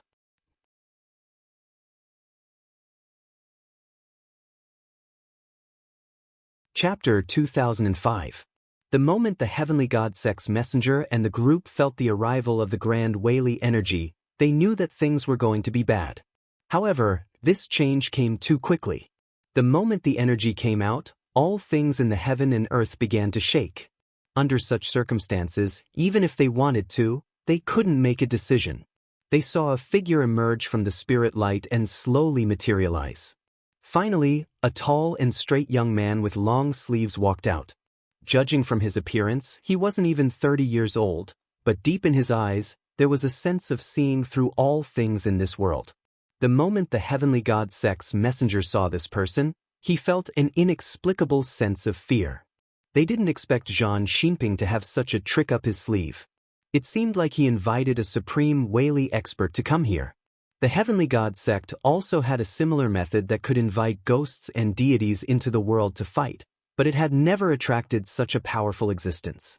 At this moment, he could only hope that Zhang Xinping didn't know this person, or that this person simply didn't care about them. Even though Zhang Xinping had never seen Jiang Zheng before, he had some knowledge and knew that even the Heavenly Grotto wouldn't have this kind of momentum. He stepped forward and kneeled down, then he loudly shouted, "Qinsong disciple Zhang Xinping greets the Heavenly God." Jiang Zheng glanced over and said, "Disciple Zhang Xinping lost contact with you at the Myriad Worlds instrument. Why is this?" Zhang Xinping didn't dare to say that it was his own selfishness, so he lowered his head and said, "That year, when Disciple was scouting for enemies, I accidentally lost this item. Later on, I bitterly searched for it. Just now, I finally found it. I am truly ashamed to face the sect." Jiang Jing glanced at him but didn't say anything. He could see that Zhang Xinping's words were not entirely true, but even if he was to be dealt with, it was a matter within the sect. At the moment, he wasn't in charge of the sect's affairs, so there was no need for him to say anything. No matter what, since he was here, he had to bring this disciple back. He said, "Stand up." Zhang Xinping said yes and stood up obediently. Jiang Zheng's gaze swept over, and he saw the people of Heavenly Saint Cult in the surroundings. He stretched out his hand and pointed. "Do you recognize these people?" Zhang Xinping said hatefully, reporting to Shangzhen, "This junior calls himself a disciple of Heavenly Saint Cult. In the cult, they often offer sacrifices to ghosts and gods, which might be related to the matter that the sect had instructed me to find. Disciple personally came here to investigate, wanting to clarify the situation before reporting it to the sect. I didn't expect to be careless and get surrounded by this junior, so I had no choice but to inform the sect in advance." At this point, he raised his voice and said, "These people are very cunning. Go, don't let them escape." Jiang Zheng said calmly, "This person can't escape." Zhang Xinping was startled. He looked around and was shocked to find that there seemed to be a layer of vague air barrier around him, and when he looked outside, everything seemed to be frozen, as if the two were no longer in the same world. He couldn't help but be shocked, secretly marveling at the means of the Almighty. Jiang Zheng said, "Wait here." With a shift of his feet, he arrived in front of the emissary and the people of Heavenly Saint Cult. When the emissary saw Jiang Zheng standing so close to him, he instantly felt a chill down his spine, and his entire body trembled. Jiang Zheng would naturally not be as courteous to these outsiders as he was to the disciples of the sect. He immediately tried to deduce all of their pasts. However, when he did this just now, he noticed that there were strands of external forces obstructing him, causing him to be unable to continue. As expected, there was an almighty existence behind them. However, even though he couldn't trace back to the almighty existence behind these people, the secrets of these people couldn't be hidden. As long as he pieced all the clues together, he would be able to get a rough idea of the situation. At this moment, the emissary gathered his courage and squeezed out a voice. "We are Heavenly Saint Cult members." "Sire, sire, sire, for the sake of Heavenly Saint," Jiang Zheng ignored him. In the past, the secret skill of startling dawn that he had cultivated mainly focused on killing. However, that was only the skill of the predecessors. After he had achieved mortal shedding, due to his understanding of the principles, it had changed according to his heart, and all kinds of wondrous effects had been derived. It could be said that compared to the original technique, it was a completely different path. He looked at the emissary, and his eyes slowly lit up. First, an aurora appeared, followed by a bit of scorching true fire. In an instant, it was reflected in the eyes of everyone present. This spark first ignited in the heart of this person, and in an instant, it became a prairie fire, jumping and spreading in the minds of the people of Heavenly Saint Cult. At the same time, countless images flashed in front of his eyes. Tens of thousands of miles away, the Great Qi Mountain was where the headquarters of Heavenly Saint Cult was. This place was built on a tall mountain, and the entire city was built from sturdy rocks. It was divided into 96 levels, and it had the power to reach the sky. After Heavenly Saint Cult had conquered most of the sects in the mortal world, they had ordered these people to use special divine arts and use millions of people to build this city. This city was grand and majestic. As long as one stood on the border of the Du Kingdom, no matter where they looked, they would be able to see this mysterious shadow reaching the sky. It could be considered a marvel in the mortal world. At this moment, the Heavenly God Sect's Grand Priest was standing at the top of the Heavenly Pavilion, and he was reverently worshipping a golden ball. This object occasionally flickered as if it was responding to something. However, the moment he bowed down again, he suddenly let out a miserable scream. Golden flames spurted out from his eyes, ears, mouth, and nose. Then, he turned into a pile of ashes in front of his close followers. At this moment, not only him, but the devout believers in the Heavenly Saint City were also the same. Everyone walking on the streets suddenly had flames erupting from their bodies. In the blink of an eye, they all turned into smoke, leaving only their clothes behind. In the Du Kingdom's capital, the young emperor, who was just only 12 years old, sat on the throne in a trembling manner. He fearfully looked at the Heavenly God Sect's Heavenly Saint Messenger sitting not far away from him. At this moment, the officials around him were either subservient to the Heavenly Saint sect, or they were part of the sect. Even his attendants had become believers of the sect. He had already become a puppet, and he only came to the court every day to put on an act. He didn't even know how long he could sit there. After the court officials finished reading the memorial, it should have been the young emperor's turn to speak. However, he didn't dare to open his mouth.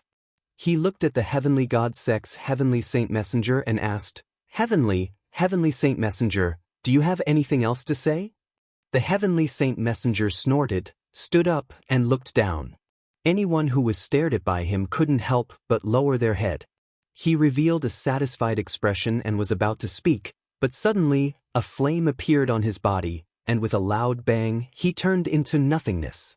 This scene did not only occur in these two places, but also in the four directions of the Earth continent.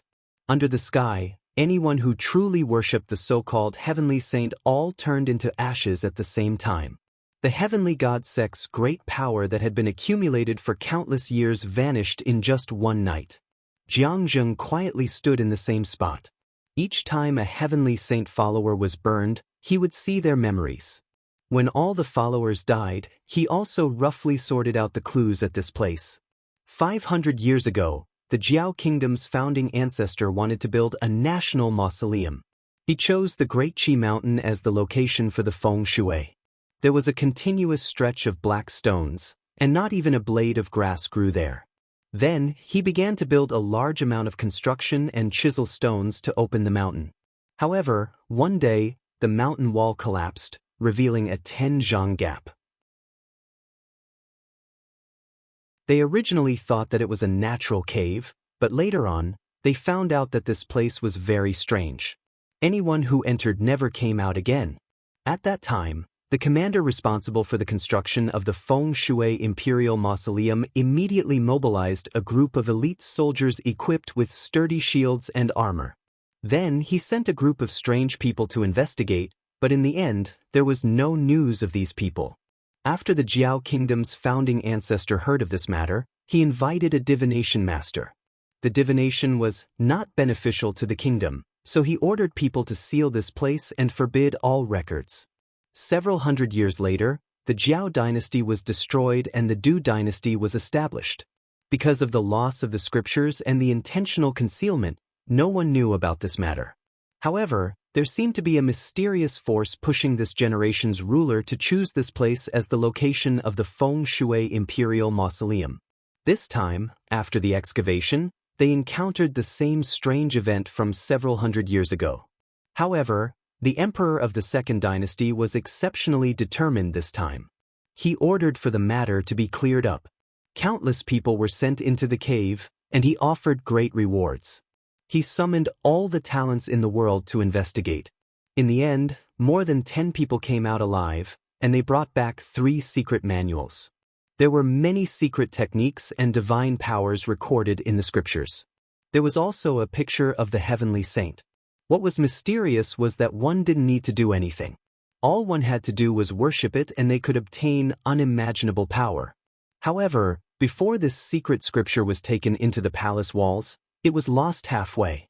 For some unknown reason, it ended up in the hands of a king of a small kingdom, which was the origin of the heavenly saint cult. This king obtained his divine powers through worshipping the heavenly saint. He then followed the instructions of the secret scripture and created all kinds of powerful instruments.